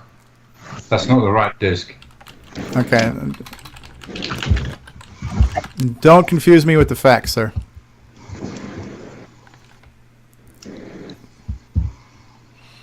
Oh, it's drive 1, I think. Okay, hold on. Media, floppy disk 1, floppy disk 2. That's the problem, is that it's... Okay, so now it's timing out. So it's... What is it? Drive 1, right? Dir. Okay, I've got Tess, Cube, and Tetra. Try Cube. Can everybody see this okay? Yep. It's great. If MAME breaks it, I'm going to break MAME. There we go. Is this a lower resolution? No, same as last week. It's just I don't think that the screen refresh is keeping up with it quite as well, so the diagonal lines look a little shaded. It does on a real machine and on VCC and on XRAW. Okay, but it looks freaking beautiful, man. This is so this is a follow-up to what we looked at last week when you first were showing this and you were just kind of working out the code. You've made it faster, smoother. It's completely flicker-free, and this is it's an amazing rotating cube. Yeah, and that's the cube is actually bigger than last week. Okay. So if you take, is there an escape key for this, or do I have to reset the machine? Break, or soft reset. All right, let me figure out how to do that on mess. Sorry, I'm there it is. It's under options. Soft reset. Second one down. There we go. Okay. There you go. So if you take the other one, it's called Terra or Tess. Which one? Tetra or Tess? Which one you want me to do first? Test. Tess. Yes, Okay. This was kind of the acid test because this is 16 points and 32 lines. Oh, wow. It's a tesseract. It's a cube within a cube. It's the Asgard stone. Yes. Mind equals blown. Whose mind is blown right now, people? This is the Hellraiser box, isn't it? Yeah, it's called a Terrasect, a Tesseract, a Hypercube, whatever you want to call it. It's very smooth. Smooth and flicker-free, and this is incredible three-dimensional vector arts just rotating in space. And it's the CoCo 2 at 0.89 megahertz. Yeah. A quick question for you, Simon. Are you supporting zooming in there yet, or are you just doing rotations at this point? Well, actually, given I changed the code because last week's code was just using positive numbers for describing the figure. So I changed the code to use positive and negative numbers, and here for the Tesseract I'm using plus 30 and plus 15 for the inside one. But if you make the cube smaller, essentially a rotation around Origo using sine cosine is plus minus 1, so you can actually make it a tiny little dot, and then you can actually add scaling or zoom in to it. So I can zoom it as is, but to save cycles, to save space, whatever. The window itself is 128 by 128 pixels. So the largest rotated point you will have would be plus minus 63 on every axis. Okay. You understood any of that, Curtis? Yeah, a little bit. Like the one from Hot Cocoa we mentioned last week actually had the zooming feature, but it didn't run as quick. Yeah. Maybe that's why, because it had extra calculations, because it would zoom right through the whole screen. In fact, you could fly right into the box and see, the sides go past you type thing, but it didn't run this fast or smooth from what I remember anyway. Haven't had time to dig it out again. So. You want me to run the third one, Simon? That was just one I mashed up very, very quickly, so you can run it to just show that, okay, the amount of points will matter to how fast it's going to rotate, because what I do here is I give the routine points and okay, which vertices should we connect? Is that the Tetra? I'm confused on which ones I've run so far. Yeah, that's the one. This one's pretty bad. So it's only like 4 points. It's a pyramid, though. It's a rotating pyramid. Yeah. And it's only got 4 points and, 6 lines. So the smaller the object, the faster it's going to run. Right. All right. Now, it looks cool, though. It looks really cool. Yeah, so some of the people commenting in the YouTube live chat right now. Richard Lorbieski says, still reminds me of the Atari arcade game Space Duel. It's very cool. And Perry Duke says, nice 3D modeling on the CoCo. Yeah, it really is. This is a very nostalgic look for me, looking at the vector-style games. Weren't too many on the CoCo, right, Curtis? Yeah, it was Rommel 3D, Rommel's Revenge, Space Wreck, which was a clone of the Star Trek simulator from the arcade. There's a couple of others. I think Hypers, one of the Mark Data product ones had a 3D tank game too. I can't remember the name of it off the top of my head. But yeah, not a lot. Kieran's got Asteroids somewhere. Okay. That's just 2D modeling. Dungeons of Daggerth. Dungeons of Daggerth, yeah. Dungeons of Daggerth is definitely 3D, but not necessarily. Well, I guess it's 2D vectors. The characters are 2D vectors. It's more like fixed vector, I guess, or something. Yeah, but I guess that falls into that. You can't rotate it anywhere in space that you want. You get straight on look, and then the fake scrolling. Yeah, pre-done views. You can look straight ahead or turn left or turn right, and that's all you get. Yeah, it's like Phantom Slayer 2, which does a pseudo 3D. Varlock, Perry says Varlock. That was the chess game. That one. That one does use full 3D. Yeah. At the end of the day, I've got just because it fits my needs, I've got a 128 by 128 window in the middle of the screen, but I can pan that window anywhere I need to. Okay. 60 says now you just need perspective, AI, and a trading engine. Yes, because everyone wants Elite. Yeah. Flight Sim 1 kind of was this way too. All right. David Latta, you almost ready for your tech talk? I can be whenever you're ready, Okay, sir. we're going to take another quick commercial announcement. We'll be back after these words with Tech Talk. From Radio Shack, the TRS-80 Model 3. And at $200 off, it's a great value. Select from Radio Shack's huge program library. To aid your children's education, plan your personal and household budgets, or to entertain with fast-action games. You can even learn to write programs. The TRS-80 Model 3, on sale for $7.99, only at Radio Shack and Radio Shack Computer Centers, the computer experts. Hey, what's going on, everybody? It's me. It's Original Gamer Stevie Stroh. Gameplay goodness. To get your very own Gameplay Goodness DVDs featuring color computer games played by the Original Gamer Stevie Stroh, visit 8bit256.com and grab yourself a CoCo Gaming DVD today. That's 8bit256.com for all of your Gameplay Goodness needs.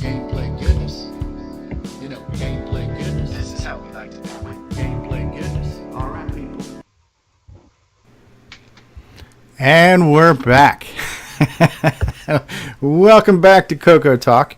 And so we're going to have segments. I like the idea of segments. Ron, did you have anything else you wanted to show us? Is your demonstration today, we're just going to leave it with the video, because that was pretty damn good, to be honest with you. I didn't bring any stuff in because, well, if I was out in the observatory, I have stuff to show, but yeah, that's fine. Computer overheats and then the screen goes blank, and then I'm like lost. I don't know what to do. I push the buttons, nothing happens. I pushed power button and I had to set, and it was crazy. Wow. So as it gets cooler, it'll be easier to go out there and do that. Otherwise, next week I'll bring in some stuff and have. Okay. And I'll have your artwork queued up, and then you let me know what type of music we can use, introduce you, and all that kind of good stuff too. So. Okay, all right. Richard Lorbieski, who does have a history working with Tandy support and everything else too, he says, here's some trivia. It costs $73 to manufacture the Model 3 4K Level 1 Basic, and it's sold for $6.99 retail. Wow. Neil Brookins says that the World of Flight took up hundreds of my childhood hours. That's another, I guess, Vector one, huh? Yep. Yeah. Atomic software. Yeah, Richard said, I worked in the factory that made the Model 3. That is pretty cool. Perry Duke is saying, I love your sponsor ads, especially Radio Shack. Richard, what sort of things did you do there during that time? So maybe Richard could answer that in the next few minutes. All right, so it is time. Since I don't have an official lead-in infographic or theme song yet, I'm going to wing this one. But ladies and gentlemen, it is time for Tech Talk with David Ladd and possibly even Curtis Boyle. Take it away, David. All right, you brought up something earlier. What was it that you wanted to discuss? Barry Nelson was talking about how he has MAME now compiled for the Mac, and he included the floppy disk controller patch that he backported to an older version of MAME. Richard Cavell mentioned we should make a disclaimer that if you're running an older version of MAME, that there is that problem with the floppy drive and that you can possibly run into corruption. So I thought that was a great segue for you to talk about, again, a little bit about the problem with the floppy controller emulation in MAME and what's going on right now to maybe address that.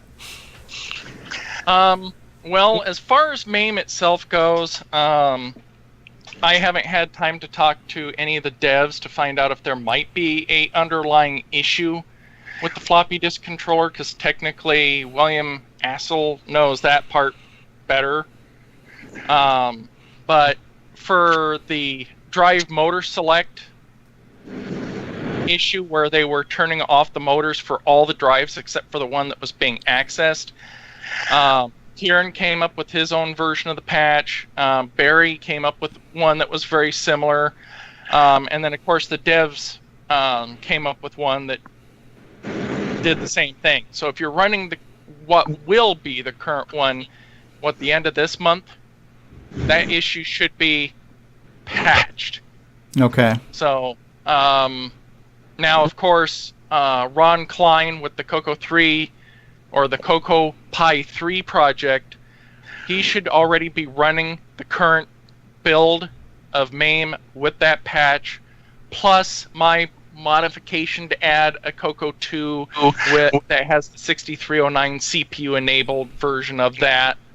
But as far as right now, the option for having multiple drives being accessed back and forth and having it work is, for my tests, I ran it for 24 hours, accessing 3 floppy drives back and forth, and Nitrous 9 didn't blow up for a full 24 hours. So I can pretty much say it's working at the moment. I think that's longer than Nick's ever had Nitrous 9 running in one row. I think that was 5 seconds, wasn't it? Yeah. That's something. So prior to this patch, if you were running multiple floppy drives, you ran the risk of contaminating or corrupting your disk images. Yes. Yeah.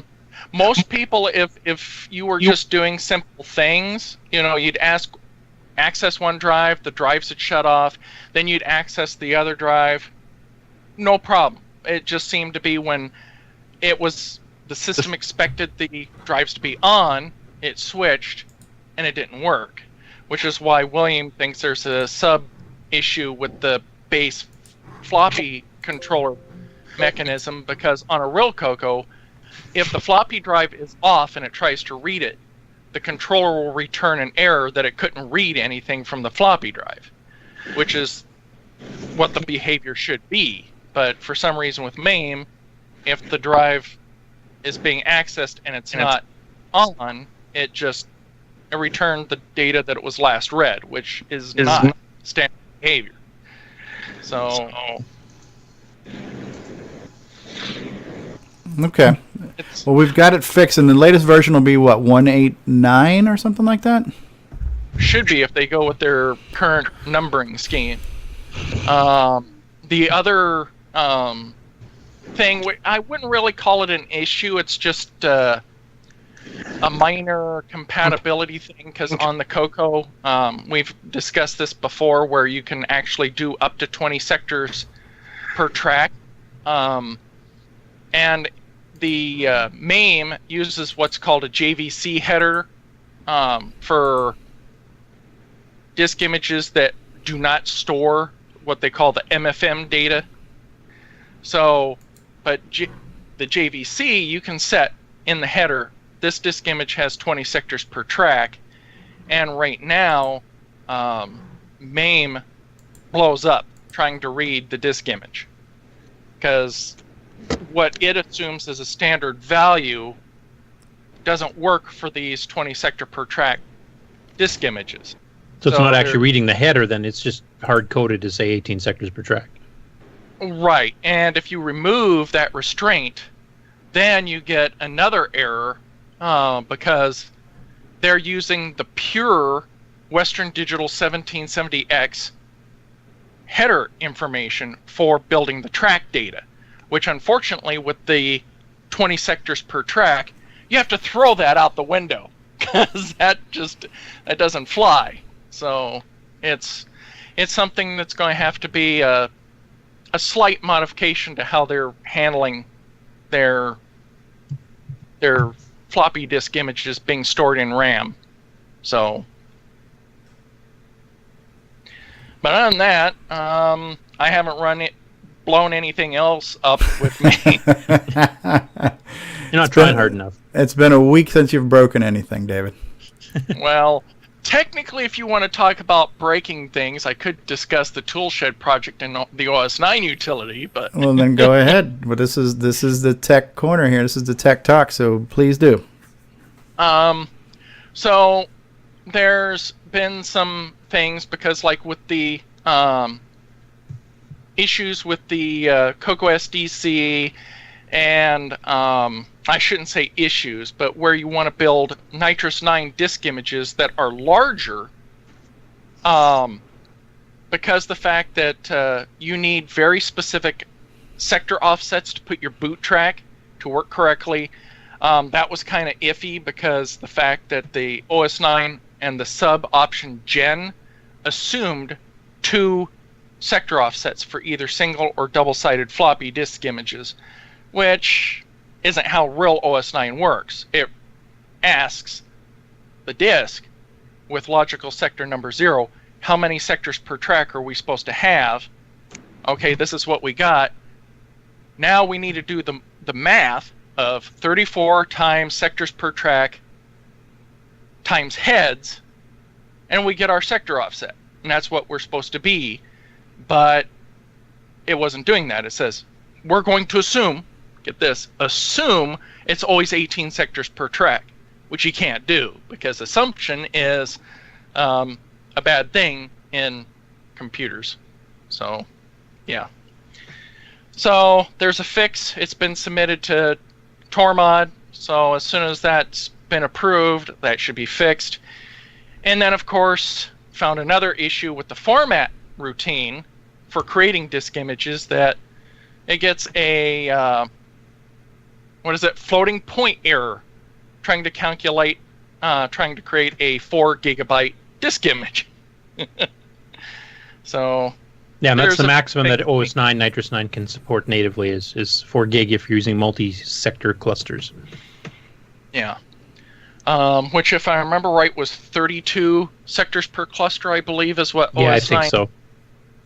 You can actually make a higher one, but it doesn't do you any good because you're only allowed so many sectors, just the way the drive geometry is calculated. You get 24 bits that you can calculate your sector number to go to, so that you max out at 4 gig. Yeah, and also on top of that, if you set your cluster size larger, then if you have a lot of small files, then you're just wasting space in your volume anyway. So it's just minor things, Steve, that, just minor things that need to be fixed for future versions. So, and to be honest, I mean, creating a file system back in 1980 for an 8-bit micro that could handle 4 gig was pretty forward-looking. I don't know anybody else that would have done it. I mean, DOS was limited back in the FAT16 days to what, 32 meg or something is the maximum they could use. So, I think with FAT16, I thought it was it not 2 gigabyte partitions? Well, when FAT first started, it was FAT12, and it was actually FAT12, 30. Yeah, FAT12 had a 32 megabyte. I remember having to partition hard drives. Yeah, I should have said FAT12. Sorry. Yeah. So again, you were saying this last thing you were just speaking about. This is the Tool Shed project. Yes, there's the Tool Shed project has many utilities. There's one for creating WAV files, so that way you can put your binary programs into a WAV file, so you can play it and do it through the cassette port on a CoCo. You got tools for disk extended color basic for reading and writing and formatting disk images there. Then you got the OS 9 utility for formatting, reading, and writing disk images. And a lot of those tools are what's used in the Nitrous 9 project as well for creating the disk images that most of us download for the CoCo SDC, the regular floppy, the CoCo 3 FPGA project, all those disk images that get pre-built. The OS 9 utility from the Toolshed project is what's used to make them. So, who is producing the Toolshed project? There's several people that's on the repo. I can bring that up really quick to. But this is not William Astel's project, right? No, this is something that was before Lost Wizard Tools. Okay, so the Toolshed is something that you can use. Wasn't that Boise and somebody? I'm trying to remember. I'm pretty sure Boise is one of the people because he's the one that had to add me to the project. So the 3 people that are, it says on here, brought to you by Boise, Tim Linder, and Tormod are the 3 people that's listed on the Toolshed project. Okay. And what is the primary role of purpose of Toolshed? Is it mostly for Nitrous 9 stuff, or is it used for other? No, you mentioned there's a lot of things you can do with this. So there's cross-development applications here. Right. It's got the tools for Disk Basic for copying making the disk images, copying the files to or from the disk images, which that's why it's called the Toolshed project, because there's multiple ones. Okay. There's the color extended basic for working with the cassette stuff. So you got pretty much all 3 scenario of tools to work with, all in the one package. So that's cool. But so it's just there's a few things that back in the day most of us weren't doing 4 gig partitions with the tools, so it's like, if no one's testing for that large, how could you find a problem? So, of course, me going out of the box. So if there's a problem, you'll find it. And in doing so, I'll probably make someone upset at some point or another. Well, they shouldn't get upset. They should just fix the crap.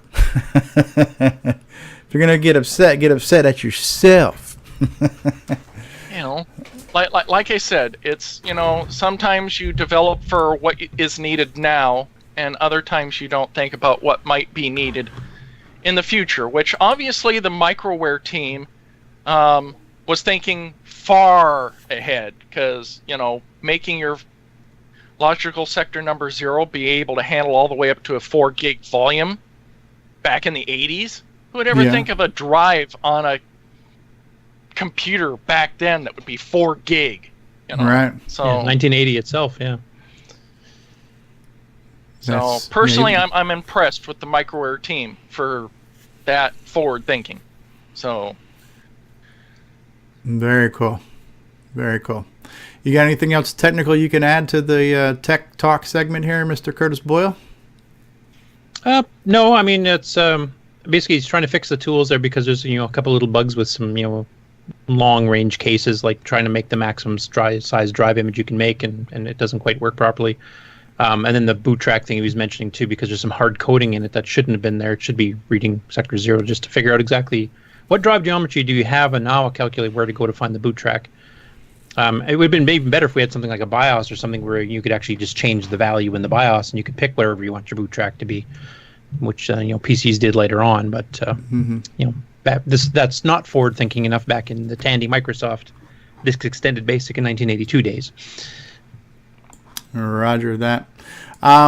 So I noticed that a number of you got CoCoTALK shirts. Does anybody have one of those shirts that you can show us if you want to switch your cam on? And I'll give you a minute to do that if you do, because I was going to run another commercial. But I'll just show you real quick, because, we have Mark Overholzer's already got his on. All right, Mark wearing his CoCoTALK shirt, looking good there. So shameless plug time. But so yeah, we reached a milestone last week, right? So last week we reached 20 episodes, which I thought was pretty cool. Rick Adams' son, Joel Adams, Instagram artist Joel M. Adams, who's done all the artwork for our Retro Swag Shop so far. He created this CoCoTALK shirt now, which is the logo for our show and his logo for our podcast. And the t-shirt was available last week to celebrate our 20th episode, and a number of the CoCoTalkers went ahead and got one. And here we see the lovely and talented Mark Overholzer wearing his CoCoTALK shirt, and it looks very dapper on you, sir. I like that quite a bit.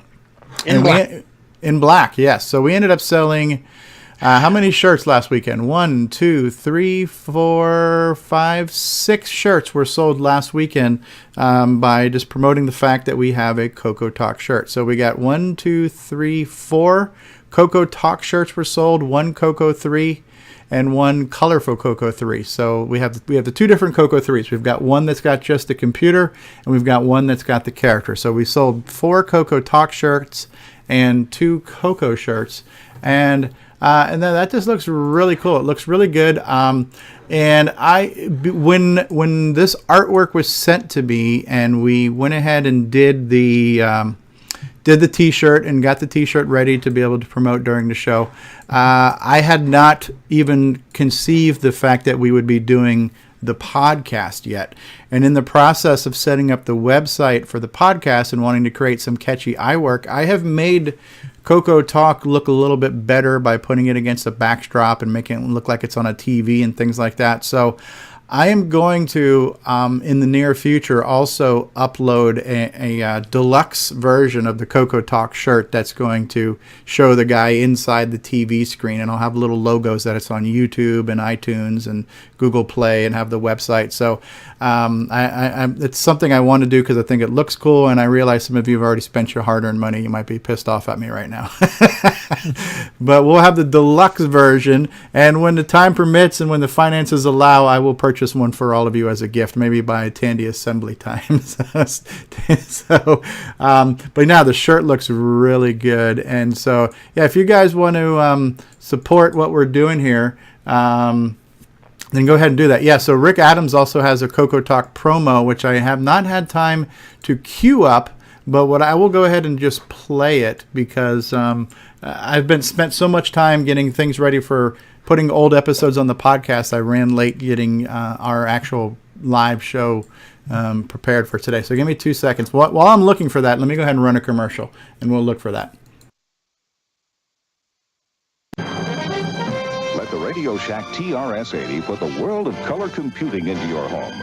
Instant loading program packs turn any color TV into an exciting game arcade. And there's more. The color computer is an educational aid, a home management tool, an up-to-the-minute electronic information service. The programmable, expandable TRS-80 color computer from $399 only at Radio Shack, the biggest name in little computers. Where can you turn to find the latest news and information about the Tandy color computer? Only one place, the CoCo Crew Podcast. Join Neil Blanchard and John Linville each month as they scan the internet and social media for the latest stories about the Tandy color computer, compatibles, and other 6809-based computers. It's the CoCo Crew Podcast. Visit www.cococrew.org and begin listening today.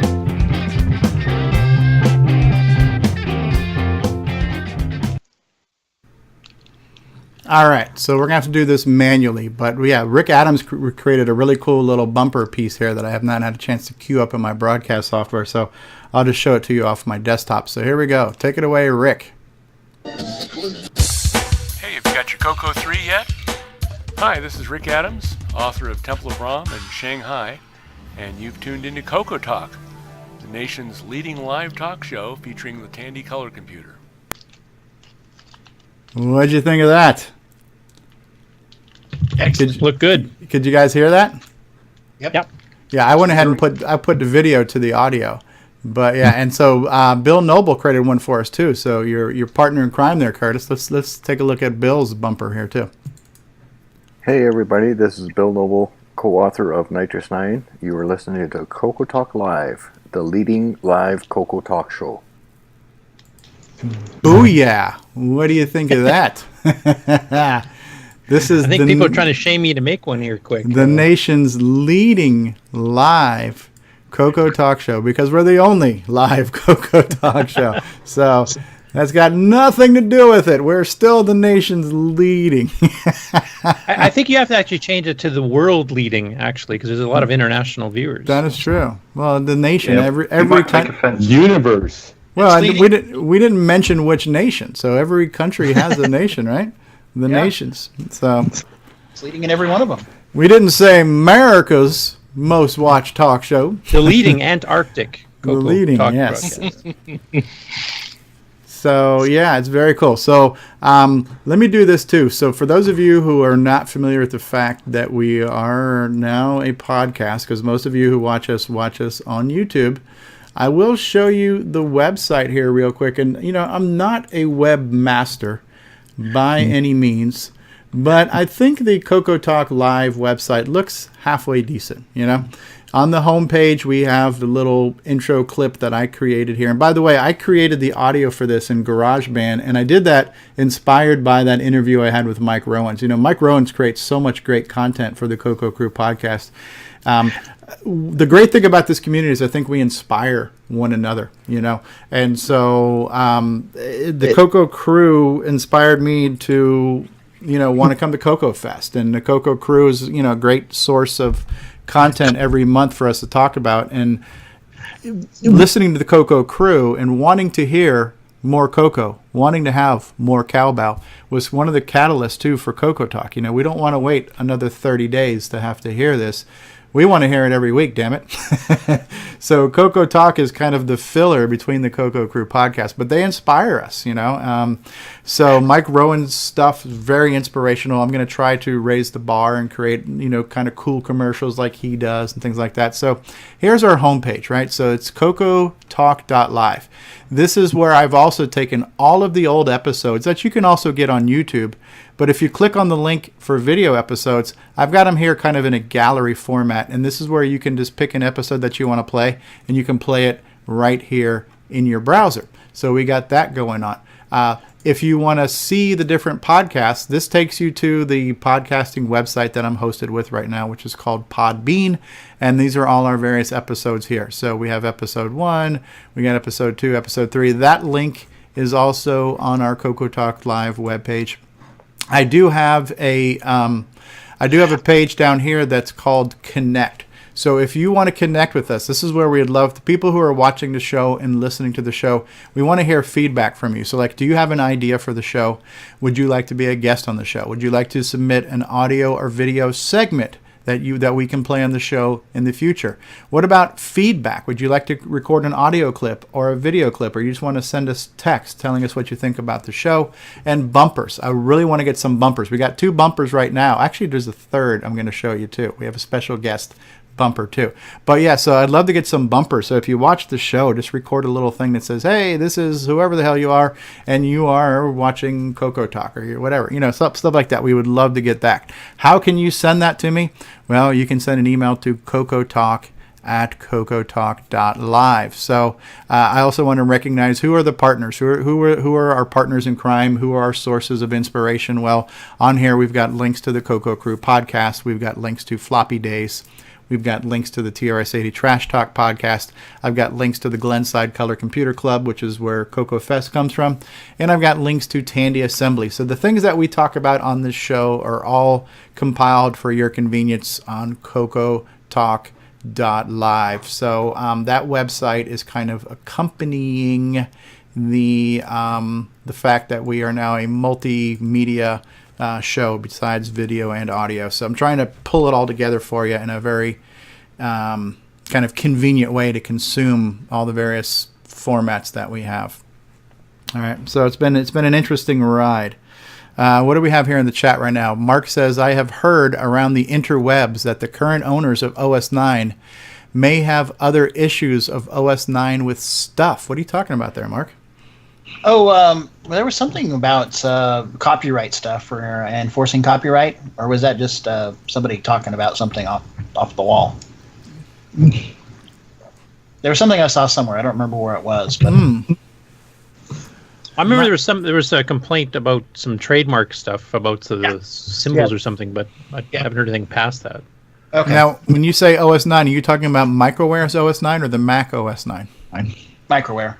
Because that was another thing too. Is that OS 9 was the last version of the Mac OS before they switched to OS X, which became Linux. And there was a legal lawsuit between Microware and Apple, and Microware lost.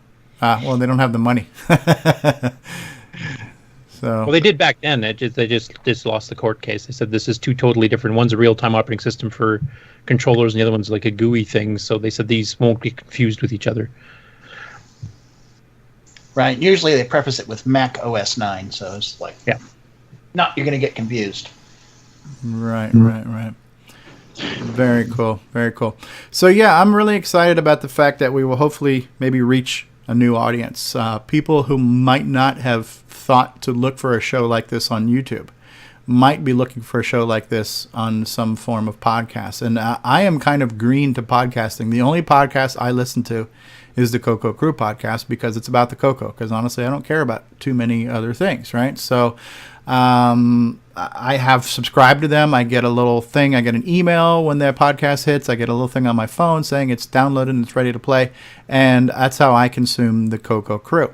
So we're hoping that some other people who like to listen to technology talk shows might find us. And so we might get some listeners out of this. And we're hoping that some of those listeners might become viewers, because I feel the best part of this show is the fact that it's live and interactive, so we can address the people who are chatting with us, and we can dynamically speak about, our topics will flow. There's a nice appeal to that real timeness, and then of course there's the video replay as well. So there's lots of ways to consume the show, and I would also suspect that there are people who say, I would love to watch it, but I don't have the time, or I don't have the bandwidth, or I do a lot of commuting, and if I could just listen while I'm in the car, maybe I could listen to it that way. So maybe we're gonna appease random strangers as well as some loyal listeners who just need a different way to catch the show. So I'm hoping that, it'll be interesting to see where this goes. 21 weeks ago, I never would have imagined we'd still be doing this every week for 21 weeks. I would never imagine that the shows are growing to 3 hours in length.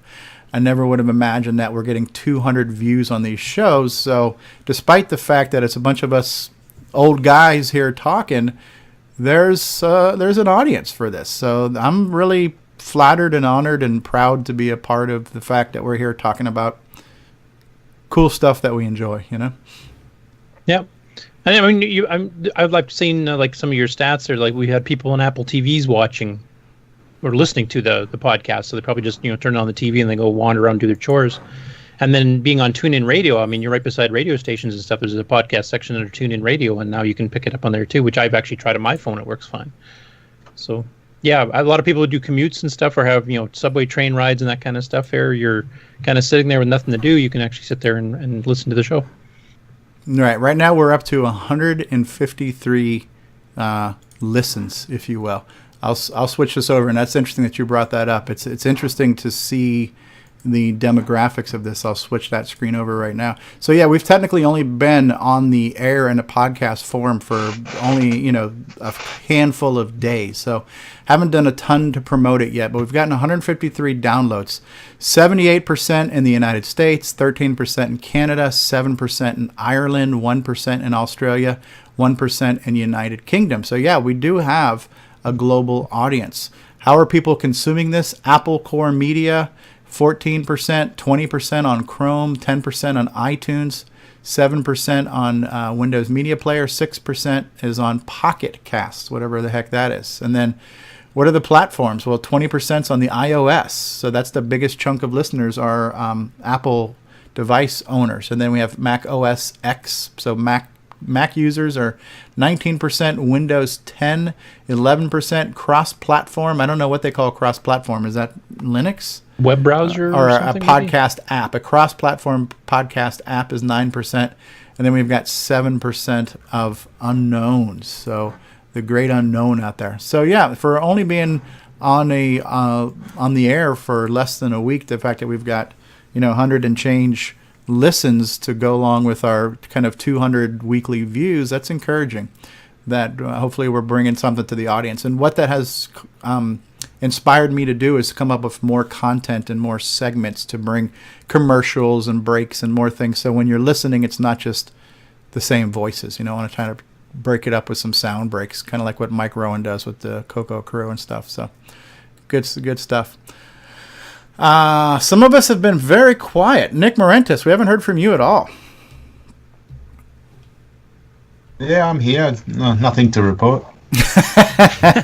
As you were. Rick Adams, anything you'd like to share with us? Any new developments? Anything else? He's even quieter. Yes, he is. I wonder if he's muted. Richard Lorbieski says that Nick's been too busy playing with OS 9, so that's why he's been quiet on the show. Yeah. What about you, Bill Noble? How's things going with you? Oh, pretty good. I'm actually just enjoying the backyard right now. Yeah. I noticed on the Roger Taylor CoCo on a Chip group that there's a latest firmware update for the Cyclone. Yeah, he's actually got the SV24 modes actually working perfectly now. That's pretty cool. I got a question. Yeah. Yes. How many, which program packs are hard to find? Do we have a list of that, or I have a whole bunch of them. I don't know if I have everything, but is there a comprehensive list of all of them and ones that are difficult to acquire or whatever? I had seen a list a while ago, not as which ones are rarest or not, but just a general list of which ones were out there. Yeah. I can't remember where I saw that though, and I don't know if it was a Tandy only one or if it covered some of the third-party ones too. Right. Hey, I gotta let my dog out. I'm gonna mute my mic. You guys keep the conversation going. Be back in just a minute. But what I would say is this: the two leading experts in ROM pack collections are probably John Linville and Neil Tran. So you can look for either of them in the Facebook group and just post a message there. You'll probably get some responses there. And I'll be back in a second when I'm done walking the dog. So you guys keep the show going for me. So Ron, now is your collection just the Tandy ones, or do you have some of the third-party ones as well? No, I have 2 Timex Sinclairs, and I think I have an extra RAM pack for it and 3 software tapes. That's about it. Most of all of my stuff, it's all Tandy stuff. I have 2 Model 4s, a Model 3, various CoCo 2s, few CoCo 1s, 3 or 4 CoCo 3s. I have one that doesn't work. It has a 512K upgrade. When you turn it on, it's just a blank screen. I don't know what's going on with that. I'm not too electronic aware. I know enough to pull. I made sure that the 2 capacitors were cut and the memory was gone, but I still get just a white screen. So yeah, you can try reseating the gimme. Sometimes it works its way a little bit loose and doesn't make good contact. I took it out and put it back in, and it didn't change. Everything else is soldered in, so I don't know. Yeah. I mean, you could try reverting, if you have the chips handy, you could try reverting back to 128K to see if there's anything wrong with the 512K upgrade. But can you do that with those capacitors cut? Yeah, it still works. Oh, okay. I wondered about that. I was nervous about doing that. Yeah, if you have the later CoCo 2s, if you've done the 64K upgrades on those actually use the 2-chip CoCo 2s. Use 2 4464 chips, and those are the exact same chips. You need 4 of them for the CoCo 3 original 128, so you can actually just move them right over and see. Okay. Yeah, I'll have to be messing with that and see if I can get it going. And after that, talk to the hardware gurus who actually know about this stuff more than I do, and they can help you with anything else. I have 2. I have the peripherals one and another one. I tried 2 different thingies. The 512K upgrade boards. Memory boards, yeah, and it didn't change anything. So it might be something else then. All right, I'm back. Wife just came back, so I'm going to mute for a while. So go ahead and talk amongst yourselves. I don't know. I don't know if Rick heard. Rick, are you on mic? Rick is still not on mic. Okay. Rick, are you there? Yes, I am. Can you hear me? You're coming in loud and clear now. All right. Sort of. What do you want? I just didn't know if you had anything you wanted to update us on as far as what you're working on lately. Oh, just get ready for the show. That's about it. You're officially going to be at Tandy Assembly, and we looked at the website. We didn't see you listed there yet as an exhibitor or a speaker. That's because you went to the page that I was on and said, "Oh, there's nothing new here," and then you went on. Oh, I did? Let's go back. I apologize. You deserve better than that. How did I miss that? Well, I'm not on the speakers page yet, although I'm theoretically speaking. Okay. But I am on the exhibitors page. On the exhibitors page. Hold on one second. Yeah. Let's find you.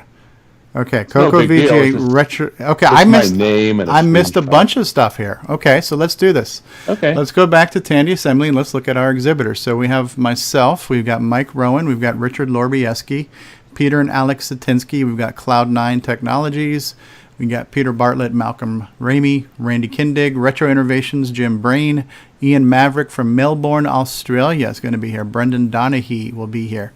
Alan Hightower is going to be showing Tandy 1, 2, 3, 4, and 5,000 PC compatibles. John Linville will be here. Evan Wright showing off has cross-platform text adventure development kit. That was very cool. Scott Adams of Adventure International. Michael Brandt, Mike's Miscellany. And then Rick Adams from Burnsville, Minnesota with Bomb Threat the Game. There we go. You were hiding down there in the corner. How dare they tuck you away in the basement of the page here? Yeah, I should do it alphabetical by last name, right? The order in which you registered. The order in which you registered. Okay, there you go. So very I was late to the party. So that's what I get. Better late than never, right? As long as you're at the party. Very cool stuff. Very cool stuff. So will Bomb Threat be available to purchase at Tandy Assembly in October? I hope so. Okay. I haven't heard back from John Linville yet. Okay. Well, that will be exciting. And the crew are supposedly going to make it happen for me. Okay. So I hope so. That will be exciting. Another brand new color computer game to purchase. And since you mentioned John Linville, that means it will hopefully be on a cartridge? Yes. There you go. Anyway. That's the plan, because that should be the Rick Adams tradition. Your first 2 games are on cartridge. Your third game should be on a cartridge. That's cool. That would be exciting. Very, very cool. So I'm making a big list of things to take to the show, and it's getting longer and longer and longer. And but I'm driving down, so I'll be loading up my car and all full of stuff, bringing it down. So that'll be really nice now that I have a second car, because I don't have to entrust all of this delicate electronic equipment to the airlines. Right. The cargo hold and having it get smashed into little tiny pieces. So that'll be good. Well, and by the time you actually go there, you'll be renting a U-Haul, right? I hope not. all the stuff you buy in an auction, or all the money you have to, you get from your sales. You need just rent a flathead semi on the way back, so you can home back over there. Armored. You're going to be buying. When I was visiting my mom in Oregon, she had just been told by her doctor that she can't drive anymore, and she's 88 years old, and she was pretty mad about that. But she said, so I'm going to give that car to you.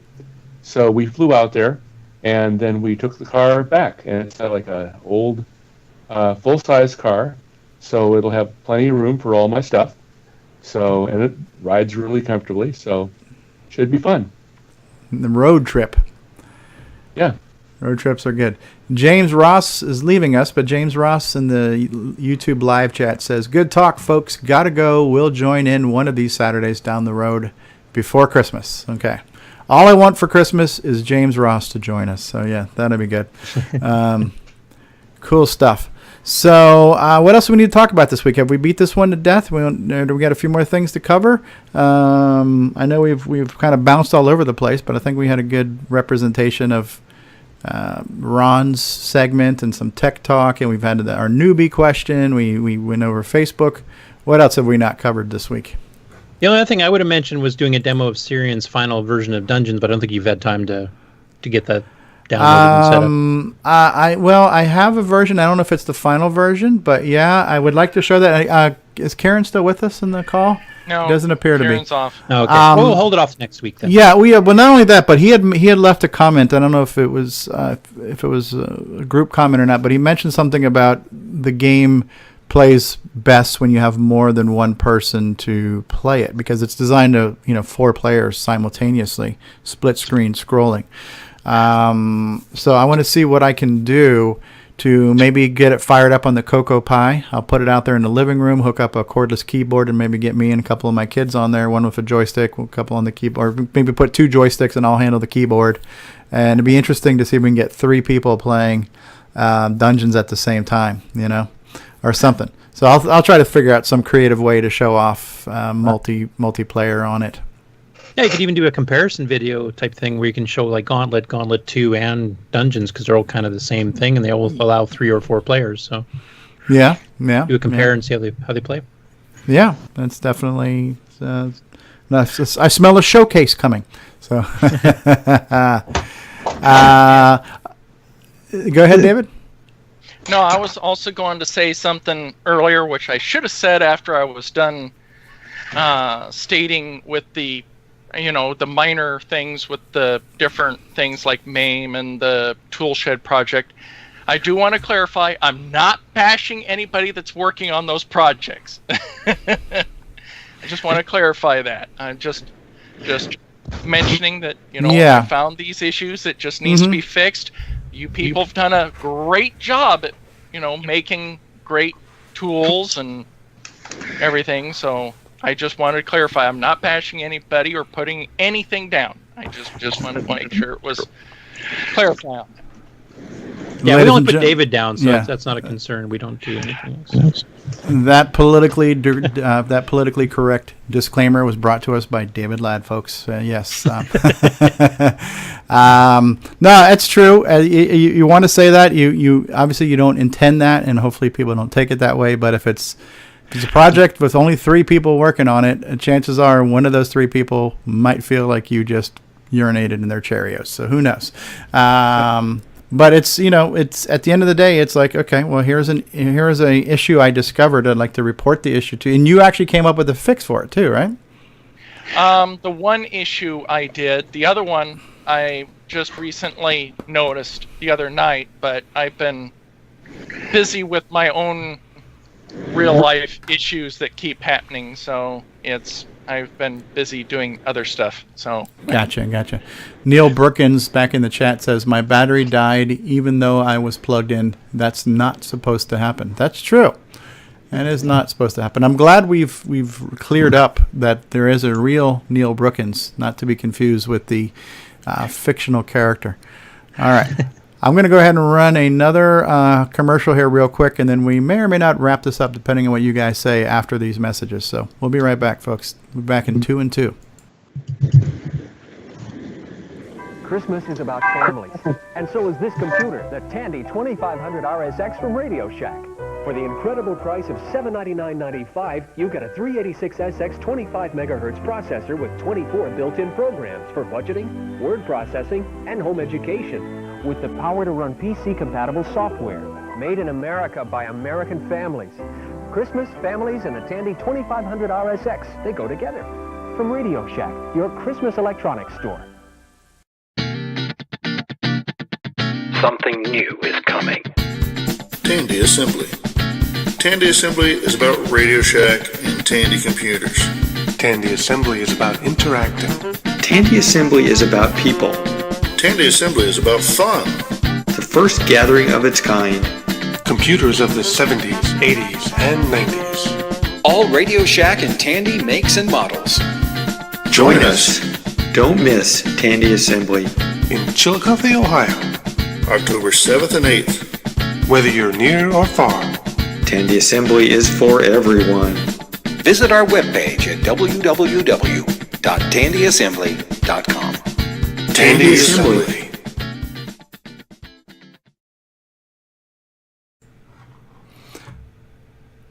All right, well, Tandy Assembly just got their second, third, or fourth plug. Norlander says, please restrict your ads to the CoCo. Yes, because I'm showing some Tandy 2500 SX 386 machines too. Yeah, well, Tandy has a large line of products, and since we're getting ready for Tandy Assembly that celebrates all Radio Shack platforms, I thought it was good. It was good to share the love with our cousins as well, and our big brothers and uncles and our drunk uncles and all that good stuff. And we did share some hardware, like some of the old joysticks and stuff were both CoCos and Tandy 1000s, so there's a bit of a crossover there. A little bit of a crossover there, definitely. So, have we beat episode 21 to death, or does anybody got anything else they want to throw out there before we wrap this up? We'll have a nice little graphic from my spot and have a name for it, and I'll have a stack of stuff to show you next week. Okay. Yeah, tell me what soundtrack, what song to bring you into as well. I'll have that. We'll find some generic something or something. Probably can't do Fogarty like I want. Yeah, if it's a small enough clip, I can do it. An under 30-second clip, I can do. So. All right, cool. I have cool. Something my son did, so maybe that'll work. Okay, that'll cool. Keep it all in the family.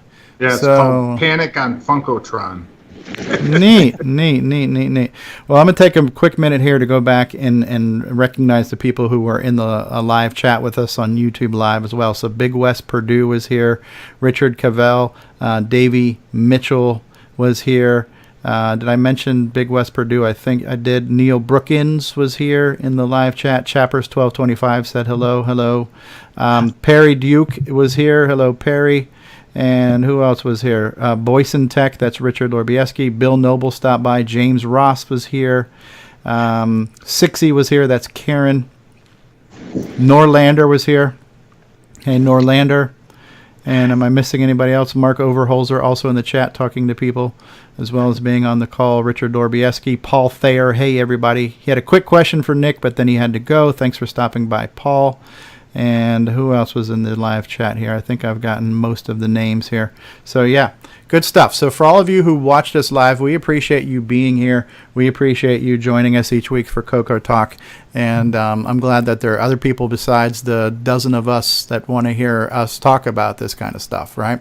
And for those of you who are still in the call with us now, I want to thank you all for being here. So, Curtis Boyle, Grant Leighty, Nick Marentes, Rick Adams, Richard Lorbieski, Mark Overholzer, David Ladd, Ron Delvaux, and Bill Noble, thank you all for being here. We are going to go ahead and wrap up episode 21 of CoCoTALK. So this will be available for replay on YouTube in a little bit, and it'll be available for download on our podcast, but it might be a week or so to catch up because I've only got 6 episodes on the podcast right now. But coming soon to a podcast near you, you'll be able to hear episode 21 of CoCoTALK as well. All right, guys, thank you. I appreciate you guys doing this every week, taking time out of your day. I appreciate everybody who works on hardware and software and provides projects and stuff for us to enjoy and purchase and benefit from. And I appreciate everybody on the mailing list and the Facebook group for, always giving us something to talk about. And for everybody on YouTube who watches us, thank you guys all. Until next week, CoCoTALK 21 is signing off. Peace out, everybody, and we'll see you next week. Later, all. Later. Goodbye, all.